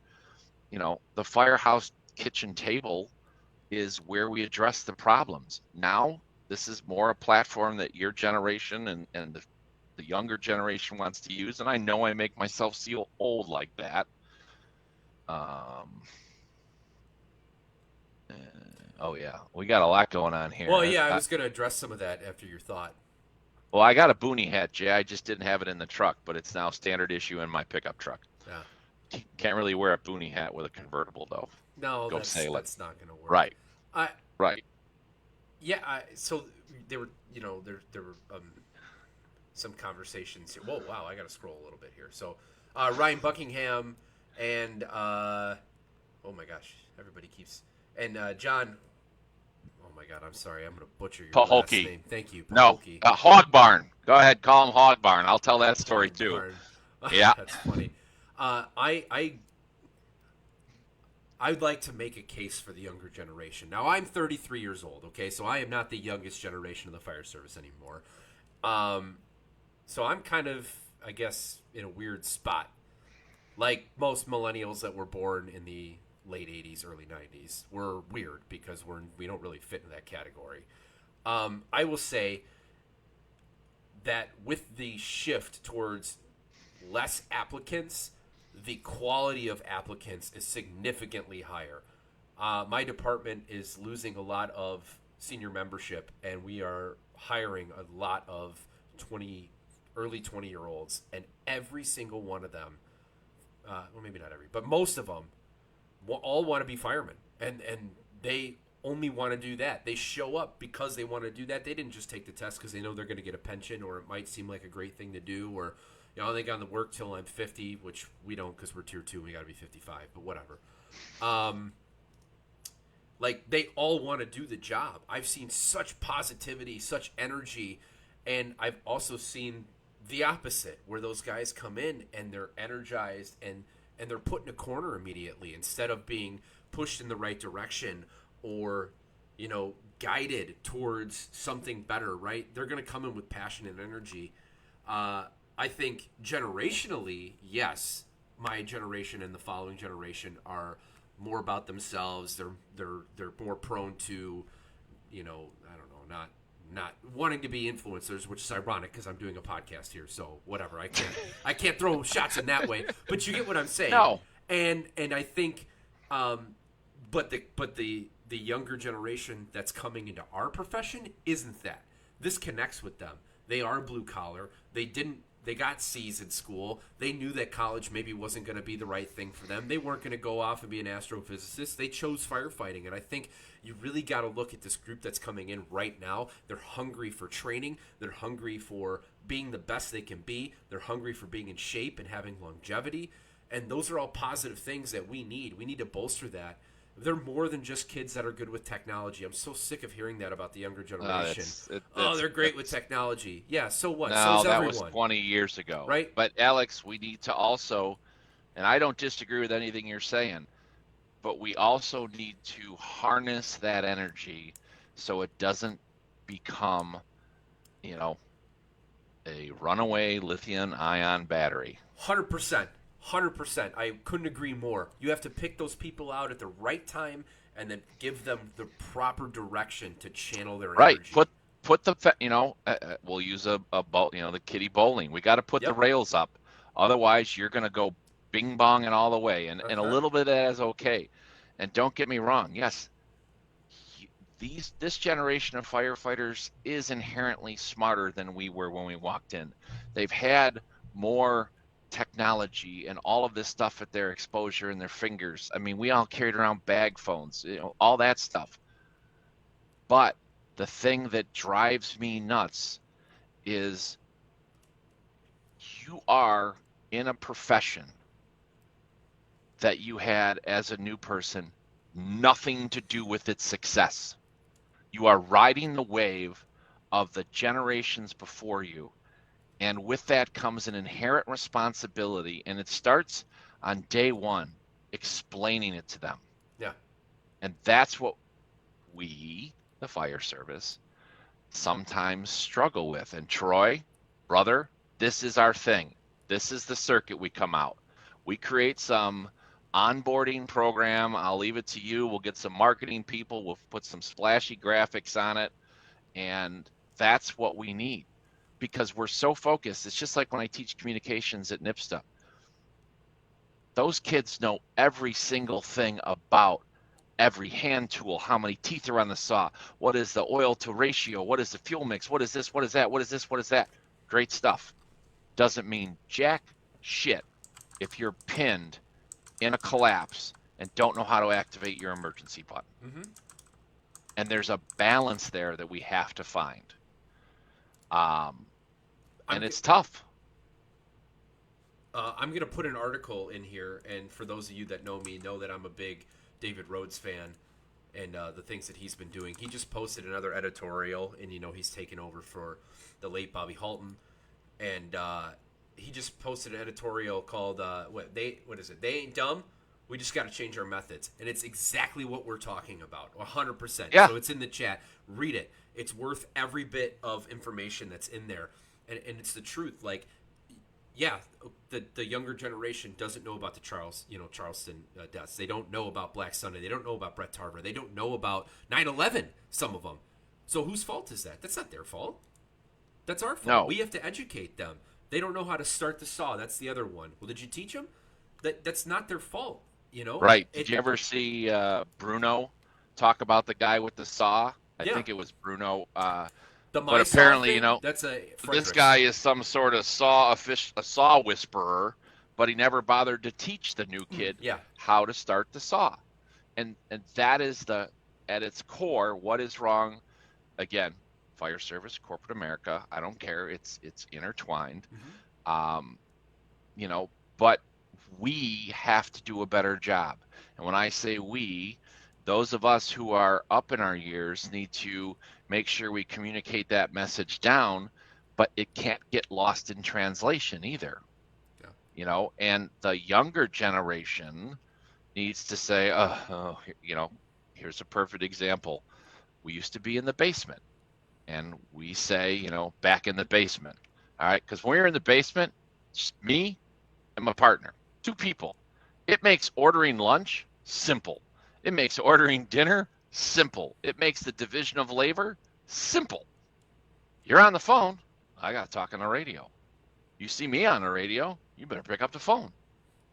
We didn't have to have hierarchies and trees and policies. And we joke about back in the basement. And, again, I'm old, and I used to make fun of my boss for being old. I mean, shit, when somebody told me they were 50 and I was 20, I'd be like, did you fight in the war? Tell me what it was like before TV. Now they do it. They're like, oh, Dad, will you tell us about life before when it was back in the basement? And it's their way of going, boss, we get it, but we've heard that. We're also different. And it's an interesting challenge that leaders face. And that could be another whole hour and a half as well. Well, it's a great topic because it is very much now. That is the hot. I mean, yeah, you could talk about lithium-ion battery fires, and everybody's all about that right now. But really, the big hot topic is that gap. And Wolchez says here in the chat too, the fire service culture and society have a tremendous gap between each other. That's the absolute truth, right? And the challenge is, how to bridge that gap. And for each organization, this is different depending. He's right, depending on how your organizational culture is, the age gap in things. And there's certainly no one-size-fits-all approach. It's the absolute truth. And back to kind of what I was saying before, society and the fire service is a huge gap.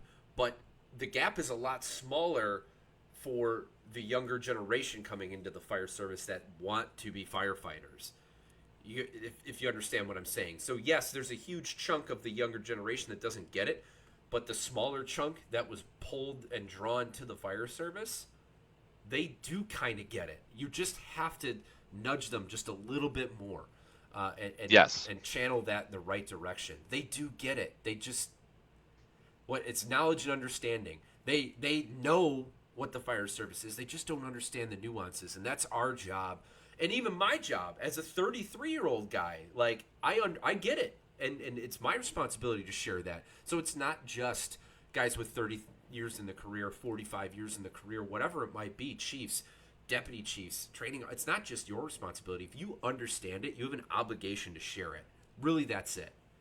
So Kevin, who's out in it was Snowmass. Now they're like Twisted River, Roaring Fork, Mighty Tree, Angry Orchard, Fire Authority, whatever they're called.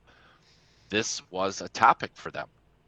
And they created the Roaring Fork Handbook. This is who we are.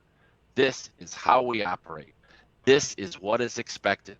And Winnetka had the same thing. You know, they did a whole internal talk about what is our culture. It's called the Winnetka Way. It's not just a catchy phrase. They sat down and, you know, I remember Chief Perkowski, who was the chief at the time, now it's Chief Ripka, but Chief Perkowski said the old guys didn't understand why nobody wanted to hang around the kitchen table and have steak and butter with steak and steak with butter and potatoes and cheese, right? And one of the things was, well, why don't we just get together and have chips and guac at 4:00? And Chief Perkowski's like, we all got together. And at some point, everybody said, okay, can we just get rid of the chips and guac? We're kind of done and over that. They kind of just sit down at 4:00 and catch up. And not like, hey, you didn't do the rig check. Hey, no, just, hey, what's going on? Hey, what do you guys want to do? What are we doing? Hey, do you want to get together with an outing? It's that culture. Hold on. I don't want to. I'll pick up those things. Keep talking, man. Okay. You're good. I got all that stuff on the back end. All right, it's a little bit of my ADD. I know, it's okay. Squirrel. And there also comes a point where it's time to go. And I remember there was a lieutenant up front, Kelly Peters. Awesome. Mini me, aka Nick, when he was like 5 years old, maybe 6. I told the lieutenant, I said, hey, I'm going to bring my kid in.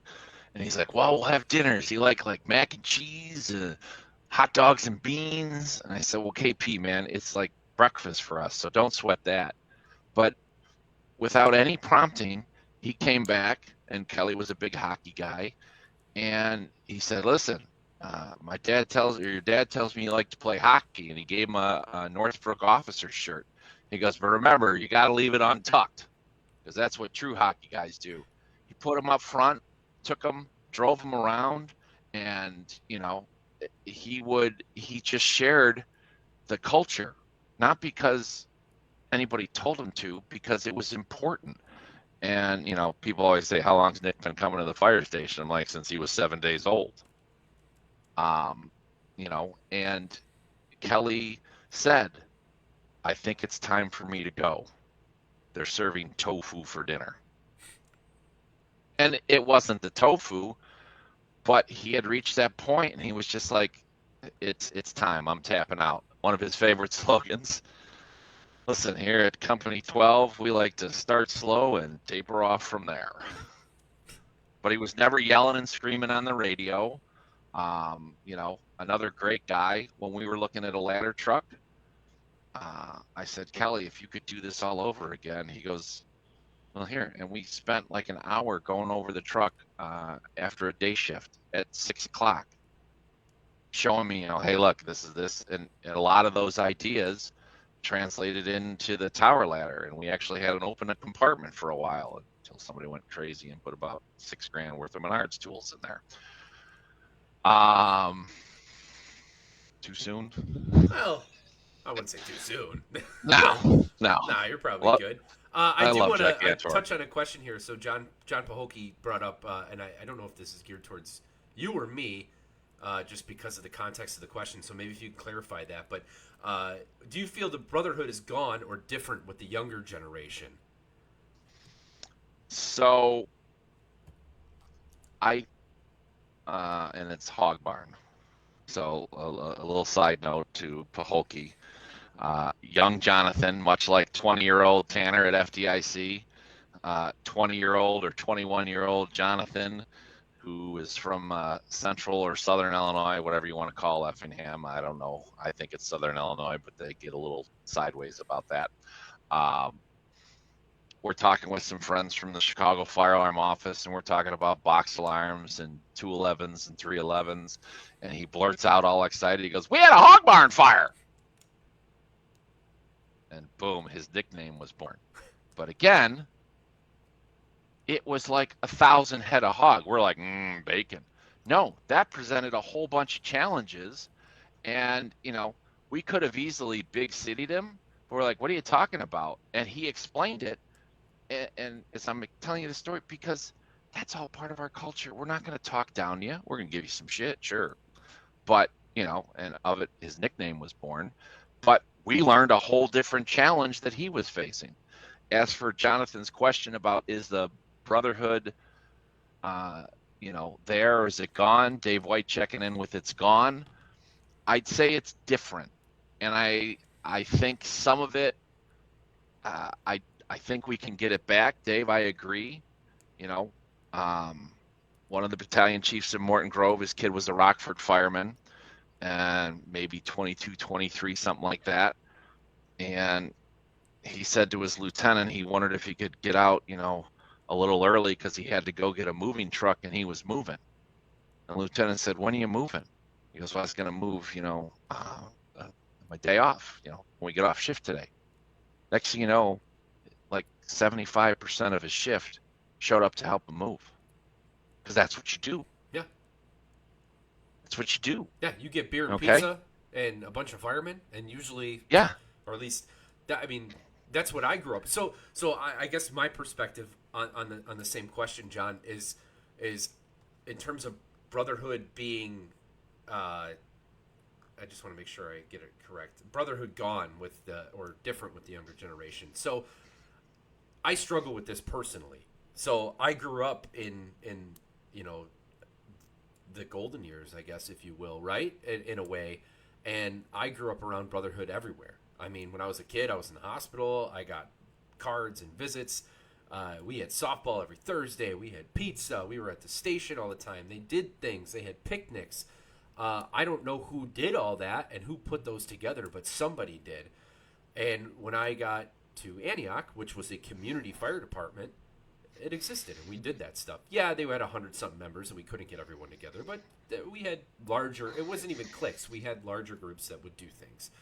My current organization, however, we don't really have that. And I will say, not throwing blame, but asking the question, if it didn't exist when I came there, how is that on me? How is that on the younger generation that it doesn't exist if they've never experienced that? So I try to say things and explain from the lens that I come from, where I grew up in that. That's one of my biggest frustrations, is that's what I was a part of, and that's what we're supposed to be. But they don't know any different, because what they were brought into was not the same as what I had grown up around, and what I imagine a lot of you in the chat and listening believe what the brotherhood's supposed to be. So if the brotherhood is truly gone, well, who lost it? Because it's definitely not the 20-year-olds, and it's probably not my generation. So I don't think focusing that it's gone solves anything. I think all it takes is putting one step forward and starting to do stuff. And so my organization, because of our age gap, we're trying to change those things. I have 2 young kids. A lot of the other guys that are my age group have young kids, so we're starting to gear things more towards that. And some of the senior guys will do things like that. Ours is kind of becoming more union-driven. Our local tries to do hangouts and things like that. And in terms of brotherhood, like if someone's sick or something like that, do we take care of each other? I think we do an okay job at that. It's not what I think I experienced as a kid, but I also don't think that everyone, again, knows that that's what we're supposed to be. And so I don't know whose responsibility that is, but I don't think it's just as simple that it's gone. I think it's there somewhere. It's just people haven't been educated, and we haven't kept the fire burning, I guess, if you will, as cliche as that sounds. We didn't stoke the fire. We didn't do anything to keep it going, so it just died. Well, I'm going to give you a different perspective. All right. Everybody expects that somebody else is going to do it, but nobody steps up and does it. And again, I'll go way back to any volunteer organization. You know, it's the same 6 people that are doing everything. I don't care if it's the Lions Club, the Rotary, Viking football, it's the same people. And everybody goes, well, they're just going to do it. And they're clamoring for somebody, and the word goes out. In the case of Antioch, it was our Firefighters Association, which replaced association with union. I don't care. It's the same thing. Yeah, right. It's definitely You that's know, what it's it's a right. group, It right? it's a group effort, but there was always a group of people that took it on. And sure, the hard chargers then have families and the dynamic shifts. But as you were talking, and you're like, well, who is it? I'm thinking of that Rage Against the Machine. It has to start somewhere. It has to start now. No better time than whatever, Yeah, yada yeah, yada. Shout out to Tom Morello. yeah. Um, somebody's got to do it. But everybody's, again, and I'll send you the thing. Falls into that somebody, anybody, and nobody. Everybody's thinking somebody else is going to do it. And it is a little bit sad that that camaraderie is gone. It shouldn't take a catastrophic event to bring it together. When the catastrophic event happens, you better have your shit AJ and squared away. That is not a time to start making it up as you go. Yeah. You need to have a plan in place. You need to make sure everybody comes together. You're not making it up on the fly, but it doesn't take that much effort to say the Black Shift family picnic is going to be in 2 months or 3 months. And in the wintertime, somebody takes the bull by the horns and says, hey, Black Shift and the other 2 shifts, I don't care. We're looking to do an outing. Here are the 3 choices. Don't ask people what they want to do. You're going to get 74 different things. Yeah. Again, just like the apparatus committee, somebody's got to step in and say, here's 3 choices. If we get 65 members, it's $22 a person, which includes the bus, the Cubs tickets, and a box lunch. Please let us know if you'd be interested. And after you do one, then everybody's going to see how much fun it was, and then somebody else does it. And then if you're the person doing it, you know who the hard chargers are. You go grab one of them and go, come on, I need some help planning this. This is going to be cool. We're taking it to the next level. I'm going to reach out to the Cubs organization and we're going to see if we can't do this, or we're going to go here and I've got, an outing here. And it can't just be, at some point, it's shift level stuff, but the shift level stuff needs to evolve because you're all in it together. What you don't want to create is 3 separate islands. Yeah.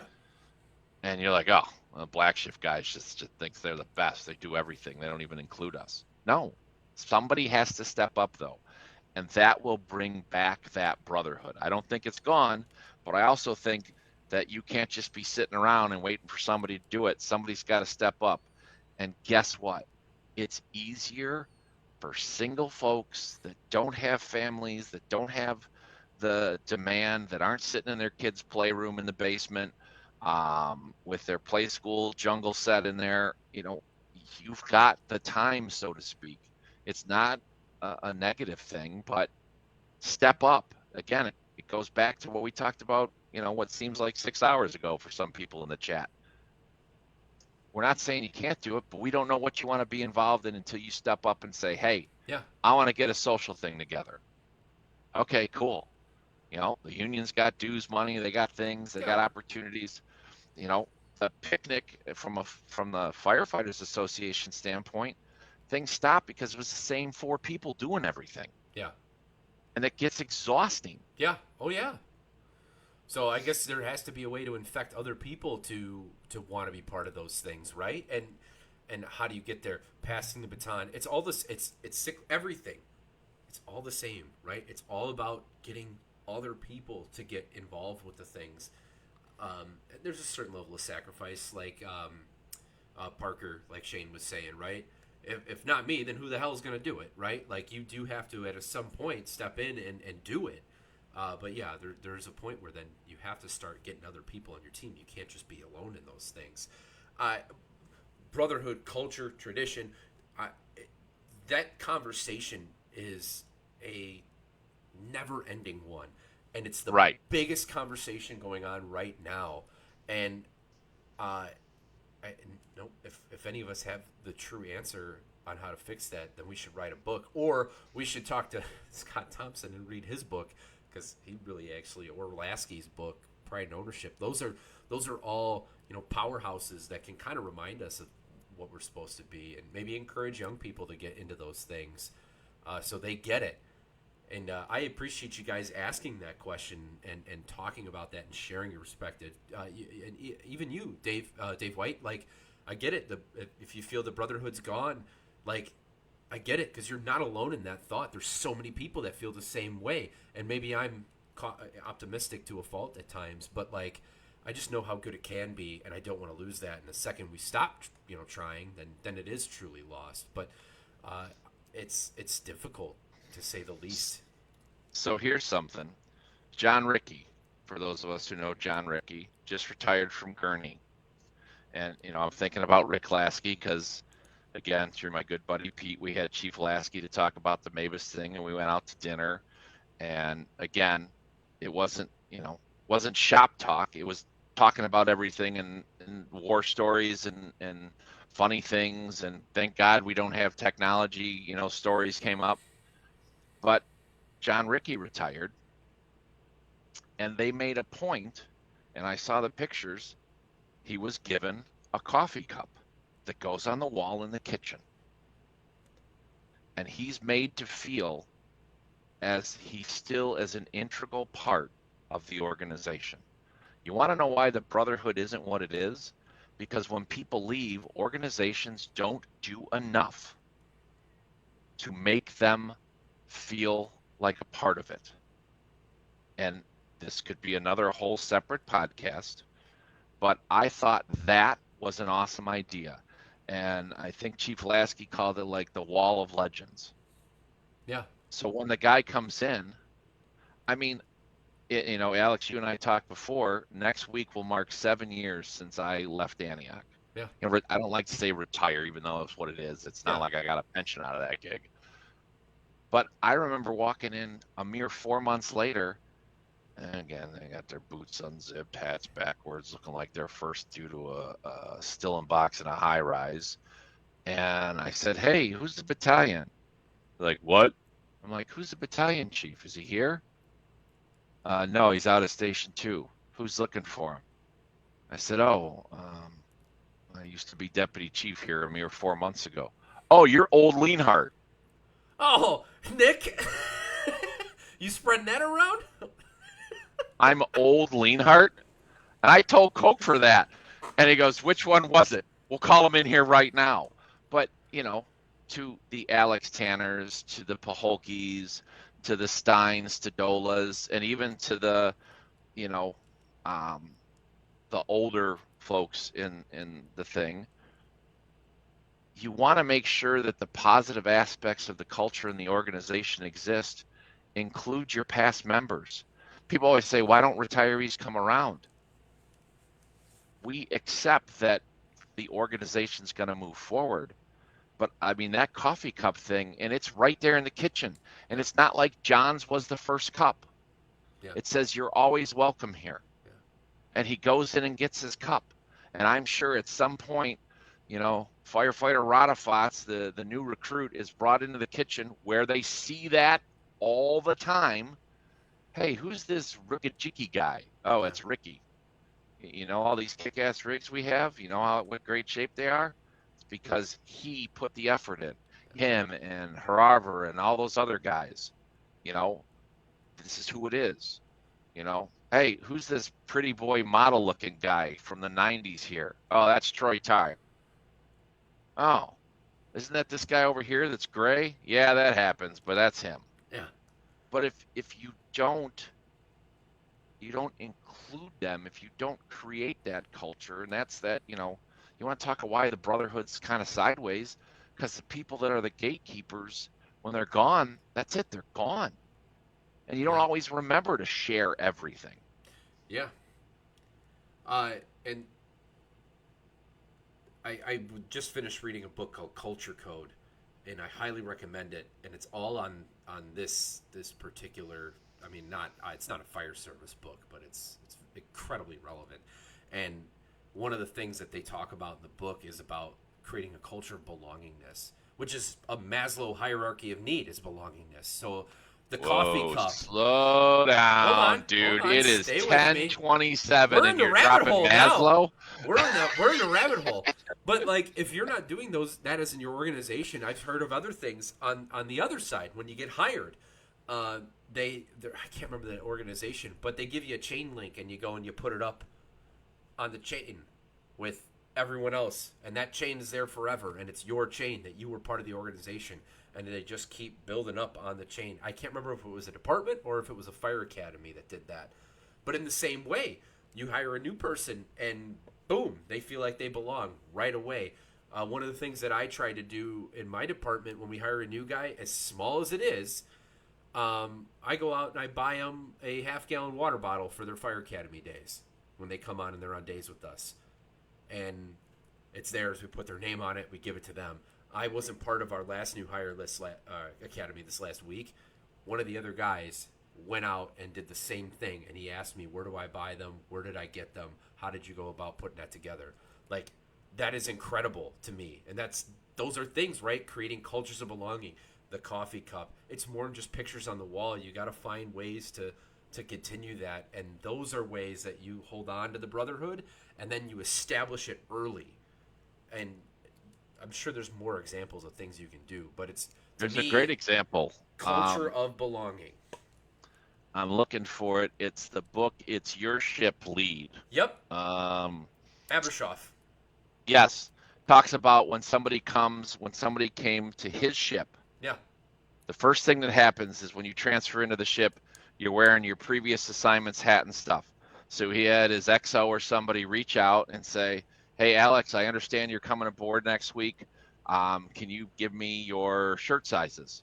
And you walked on board and you were given, the bare minimum, so to speak. Sure. But you instantly felt like you were part of the culture. Yeah. It starts right there on day one. You're made to feel a part of the culture. It should continue the entire time. And when you retire, it should kind of be the same way. Here's your retiree package. I mean, we bought badges at Red Center. Badges? We don't need no sticky badges. We found our original badge, and we ordered them, and I ordered a retired badge for Jim Clausen, the executive director. I ordered retired badges for the members that we still had in contact with good standing. And one of she was a shift supervisor with me who passed away 2 months before she was supposed to retire. We gave her daughter and husband an active badge because she did not retire. And, it's a simple little thing, but it means the world. Which reminds me, if TJ Root's on here or Gibson, add to Friday Coffee retired badge.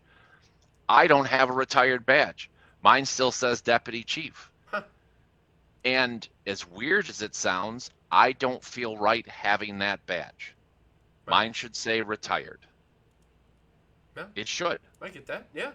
Yeah, but it starts at day one. Troy, I hope you're writing all this shit down for our traveling road show. I mean, all those things, it's like Troy's saying, starts with proper onboarding and guiding them, hiring, retiring, like all of that. If you're not, even, again, little things, a water bottle, a badge. We do something new where every retiree, the union picks up the tab to a certain degree. They get a custom challenge coin for them, every retiree. That from wow, now that's on. Awesome. And yeah, that's crazy cool. And I don't know anywhere else that does that. And it's custom to them. I have one where a guy made one. He just retired. His name is Scott Nemeth, and Scott loved bacon, as stupid as that might sound, Scott's challenge coin is a fire helmet with the rubber band with 2 pieces of bacon in it. Like, Perfect. right? Like, it's Scott, and it's in my challenge coin displays. Like, there's a lot of cool things that you could do, but you got to start it whenever. I know I hear a lot of things with culture of, well, they didn't do it for this many years, or why do you guys get the benefit of that now and we didn't get any of that? Like, you can't do that stuff. It's the analogy of when's the best time to plant a tree, right? It's 100 years ago or now. Like, you don't have a choice in that. If you haven't been doing it, you got to do it now. If culture and history aren't something that's woven into your organization, do it now. Like, find a way to do it. Example. Again, when I got on as a 20-year member or 25-year member, basically you were exempt. And you got a watch. It wasn't a Rolex. It wasn't, whatever. But it was a watch with the fire department. And that was the thing that you aimed for. And it was Charlie Balmas, God rest his soul. When he got his watch, he was happy as a clam. And if you knew Charlie, I don't know how he could be happier, but he wore that watch everywhere. And that little thing meant everything. And then we stopped doing it.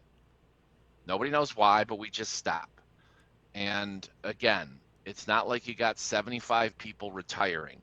I'm not saying that you give a watch to somebody who's been here 5 years, but somebody that puts significant amount of time in.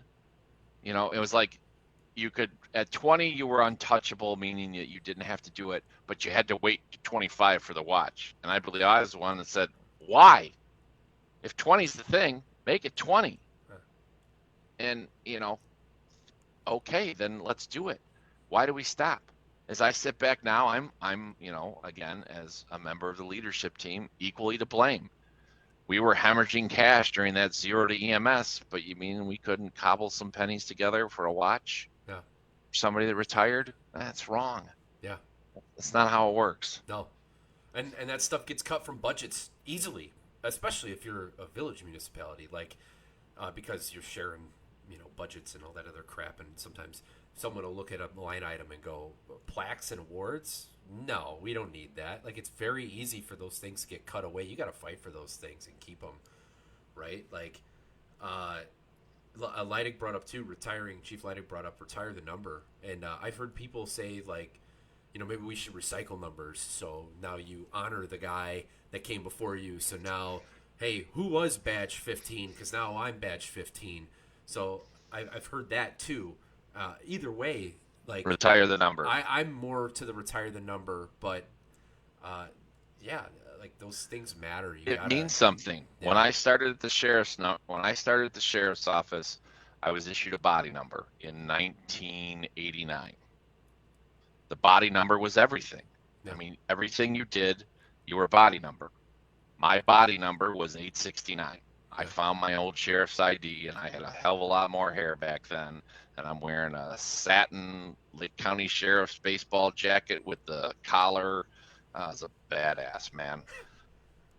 But I joke with Chris Cavelli, who's the deputy chief now, and I said, when I got to know him, I'm like, yeah, body number 869. He goes, I don't even want to tell you what we're at now, because they don't recycle them. And I ran into 2 deputies, Steve Wernikoff and Al Frank, who were there when I started, and we were joking because I had found the picture and I showed them. Steve Wernikoff goes, dude, my body number's 867. I go, yeah, we were came on at the same time, and we were laughing. That body number means something. Yeah, yeah. We didn't have numbers in Antioch. We don't recycle our employee numbers at Red. Yeah. Your number's your number, and when you retire, that's it. We don't use it again. That's not a bad idea. Antioch, I pretended my mask bag number was my number to feel like it. 116 was my mask bag number. But tough, honestly, or easy. my feeling of like, all right, I'm part of the organization was at the 2-year mark. They gave you your own gear that you got sized for, and that was my like, all right, I'm in. Like, right. They bought me gear. Like, I'm here. Troy Tar brought up at his company, they have retiree profiles on the wall, which means a lot to see, read, and understand. I love that. And you jogged my mind because, again, I come from the generation of phones and all that fun stuff is maybe doing a QR code type thing. I know you won't like that. But the younger generation, to be able to boop, hit that, and then read all about a guy might be kind of cool too. And that way, I know paper's better. I'm with you. I like paper books, but I don't know. Well, just think of throwing ideas out there. The Antioch High School, the Hall of Fame. Mm-hmm. They put a picture of the athlete. They list his accomplishments, a little story. Yeah, you want a QR code with a lot more, great, but you want to be able to see it. You want to be able. Oh, no. You misunderstand me. I'm not saying just put a QR code. I'm saying have their picture or whatever it is, right, and have information about them, and then for more, because a lot of younger firemen sit on the toilet and do nothing. Maybe another thing to read, but I don't know. Just throwing stuff out to bridge the gap. Thank you, Troy. Yeah. You get what I'm talking about, right?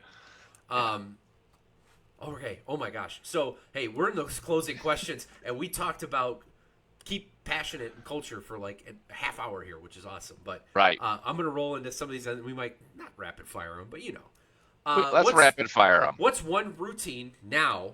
Or sorry, what's one routine that you wish you had now that you started? What's one routine that you have now that you wish you started when you were younger? God, my brain shut off there.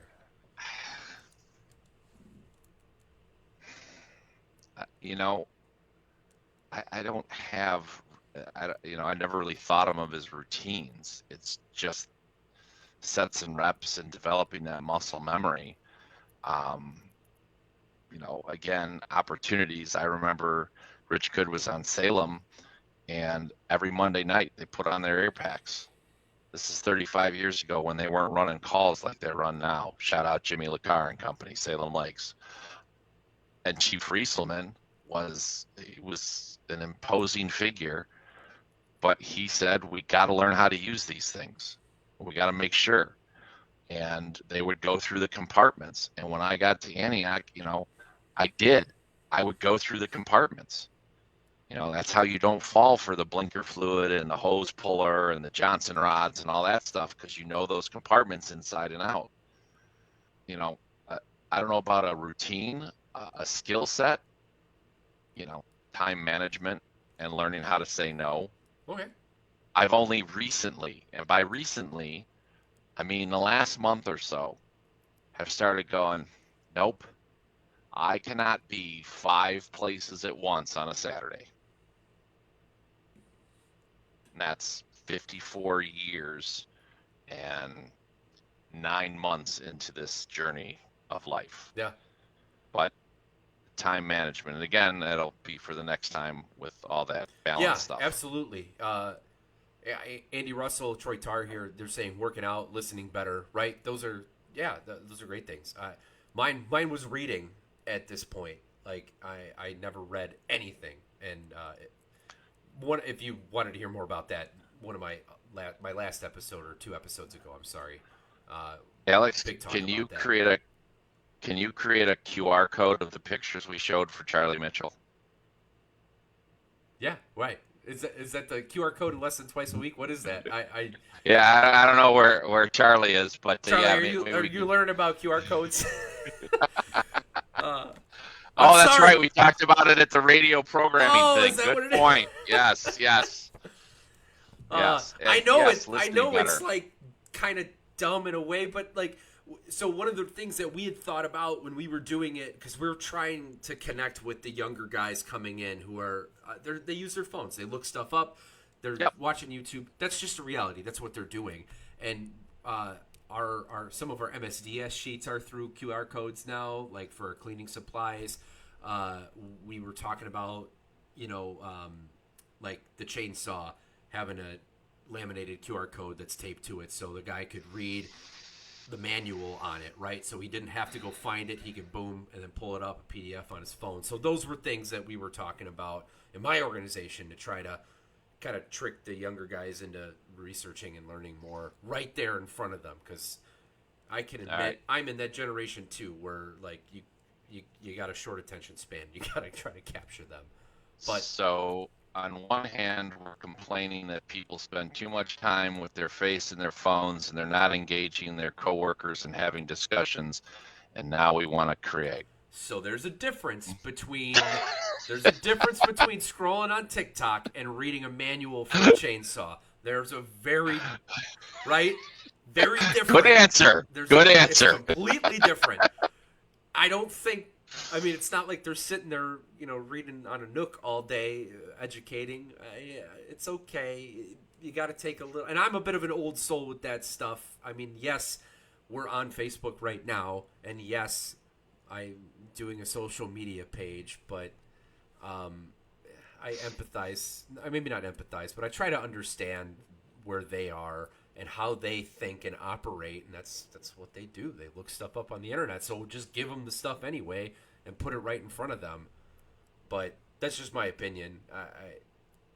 You can obviously do whatever you want, but Right. let me see here. So I changed this question to phrase it better, and I'm sorry I didn't send you the right one. So if you were going to show somebody who didn't know anything about the fire service, whether it's the public, whether it's a new guy, whether it's a kid, well, maybe not a kid, but you're going to show somebody and you want an ambassador to the fire service, so you can go, hey, go with that person. They're going to teach you what the fire service is. Alive or dead, who would it be? Boy, see, you had to throw either living or deceased. I know, you got to make it hard. Right. There's a couple names that come to mind, and we talked about it a little bit.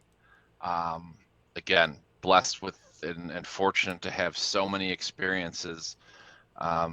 Half the viewing audience has probably never heard of Dr. Harry Carter, but if you opened up, and it's not a QR code, Alex, it was a magazine called Firehouse. I read that. Don't act like I don't read that stuff. And in the back page, every edition, Dr. Harry Carter would have a segment, and he was doing something on the Fire Act grant, and I got the opportunity to meet him, and truly an ambassador to the fire service. Was not, didn't retire at the rank he was promoted to because he held his ground and stood fast in his beliefs, and was from Jersey City, and at a time when much like Dennis from Firehouse, The Bronx is Burning, Report from Engine 82, contributing editor. Book's laying around here somewhere. I want to say Dennis Rubin, but I might be thinking of the music producer guy. Former Commissioner Bob Hoff. I mean, you want to talk about somebody who has a passion, who it exudes the culture. I had the opportunity at a high-rise drill that they did at Glenview. Yeah. Him and Tim Walsh.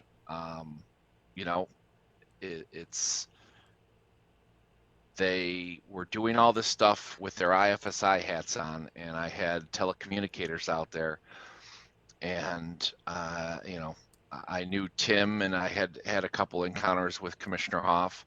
I said, Chiefs, listen, I've got some dispatchers, telecommunicators here. Would it be okay if we walk them through? And both of them, like a light switch, I'm going to share with you because I, again, respect, appreciate, understand the incredibly difficult job and how you fit into all of this.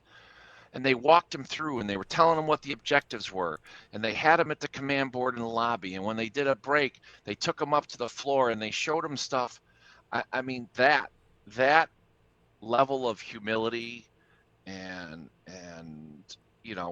just, and I remember, again, Chief Ron Kleinhaus, another friend and mentor from Evergreen Park. It's a little small suburb in the south surrounded by the city on three sides. He grew up with them, and I said, Chief, you got the easiest job in the world. I mean, all these guys that come to your place are all firemen. And I said, Commissioner Hoff, he goes, he's the first guy out there cleaning the floors and taking care of stuff. And that speaks volumes, and that's the American Fire Service. You want to say, what does it look like? It's someone, the reasonable man is another thing, or the man in the arena, whichever cliche you want to use, because we always use Maslow, and that's got Troy Tar sideways at 1040. The man in the arena, the story of Yeah. from time to time, a man stands up. That's the fireman. It's not the guy wearing the high X boots, carrying the Batman utility belt, talking about, how he really did it on a trouble alarm. It's the same way as in the armed services. If you've had the opportunity to talk to people, those who do speak very little about it. Those who don't talk about it as if it was all on their shoulders. Does that make sense? Yeah. And Absolutely. and that's what, again, whether it's Commissioner Hoff, um, or you listen to some of the folks from FDNY talk. Um, you know, I haven't had the opportunity to really talk to people on the West Coast. I've just made some connections at the last conference with the retired chief of Las Vegas, who looks like he's 25 years old, and he's wicked smart, and he too, totally humble. And that's what it is. It's not so much a person; it's the characteristics that I think would better exemplify the fire Yeah, service. I mean the West Coast. You're talking, Gagliano. Oh my God, I'm drawing a blank. Nozzle forward, Aaron Fields. My God, if you could ever hear that guy talk. Just Yes, Eddie, Chris and I Reynolds, was Eddie gonna go Enright, there. Double E and for sure. yes, there's a famous quote that's attributed to the captain of the squad that pulled the kids out of Our Lady of Angels. Rich, it's like Skindlecrot or something like that. I came on this job with the goal of leaving it a little better than I found it. That's it. Yeah. You don't have to make sweeping changes. You don't have to invent hovering fire trucks. Just leave it a little better than you found it. That's what it's all about. That's the mission. Yep. Mm-hmm. Uh, so for those of you EMS nerds out there, we're going to triage the current state of the American Fire Service. So, black is going to be dead, red, dying, yellow, injured, green, going strong. And then, what can we do to maintain or improve the status? I'm going to say that if the fire service were a patient, using my massive EMS skills as a horrible EMT, Please do. uh, I would ask them first if their legs were broken. No? All right, come on and walk to the ambulance. I'd say it's a yellow. And it's a yellow not because of any external factors. It's all internal. It's easily, I don't want to say curable. It's easily treatable.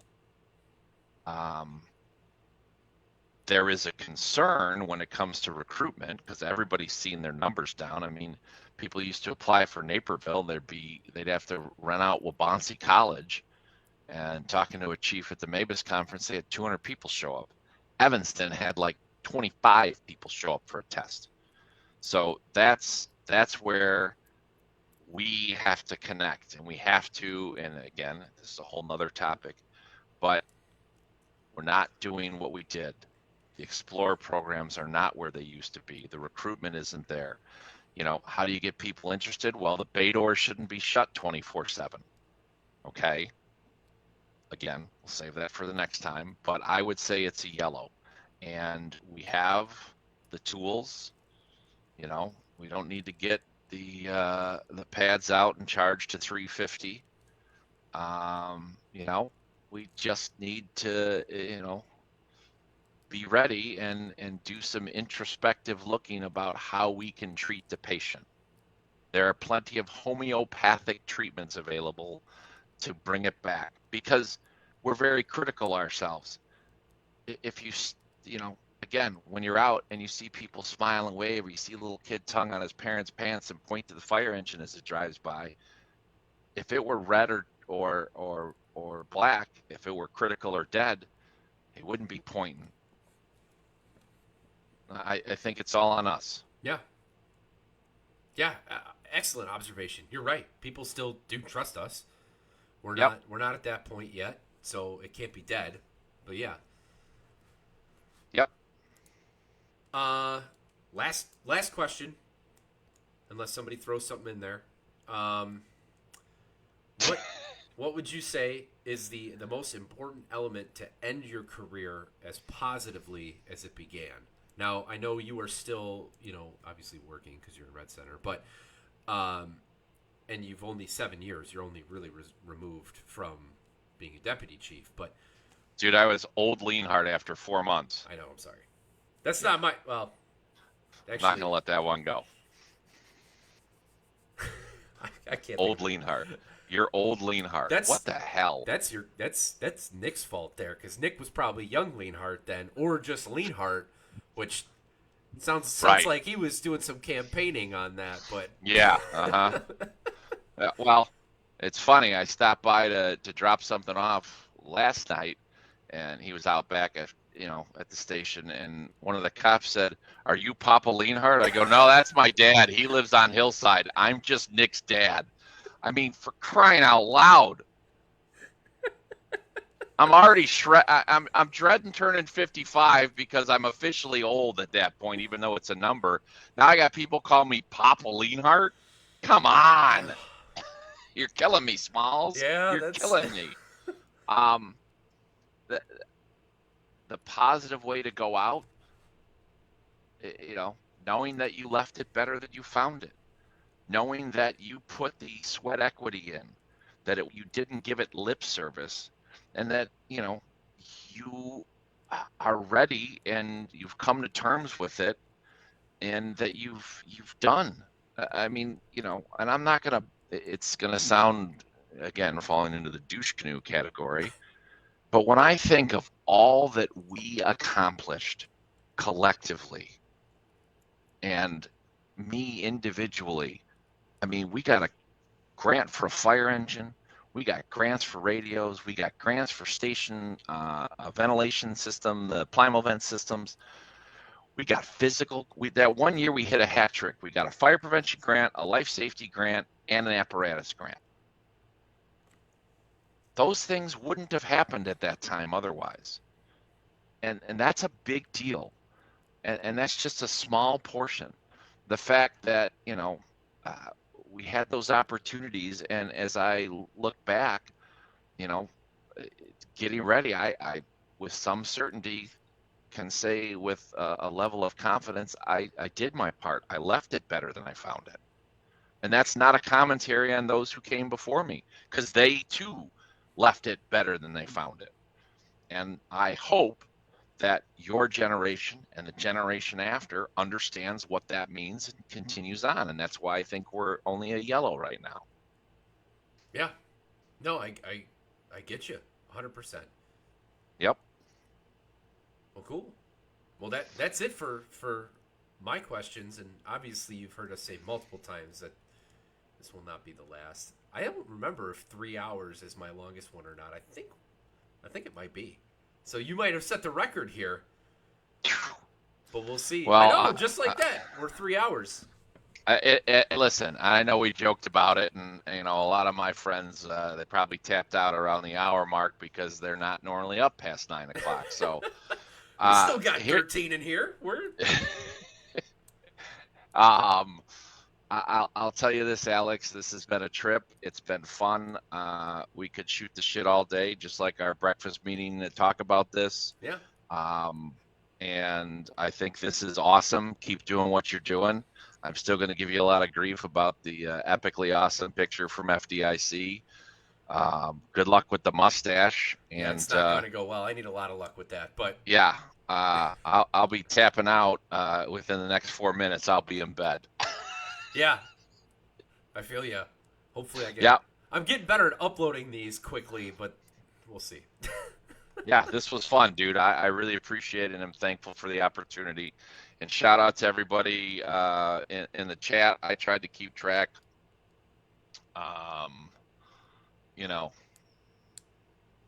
Andy Russell, Chris, 3 hours. Chris is just getting warmed up. Uh-huh. Yeah. Andy, do you want me to share with the whole group? I'll send Alex the picture of a young Andy Russell cutting a rug with his leg out. We'll save that for round 2. Yeah, we'll save that for round 2. We'll save that for round 2. I appreciate you. I'll echo what Chris said. You guys all hanging out with us and talking till 11 here. It's really cool, and I'm glad that we had valuable things to share, and you guys did too. And it was a good episode. And I again, thank you, Chris, for coming on and talking. Hang out because we'll do a little green room wrap up. But yeah. And let's go, Tanner. It's like almost 11. I'm literally going to be full. I can drive over there and wheel that chair into your bed. All right. If you need it. I don't know. I'm not going to make old jokes. I'm not there. I'll get. Yeah. Careful. Yeah, I know, right? Yeah. We appreciate everything, and I know you're reading some of these send-offs here. So, thank you, everyone. And that's it. Yeah. Have a good evening. Yep. Thanks, everybody.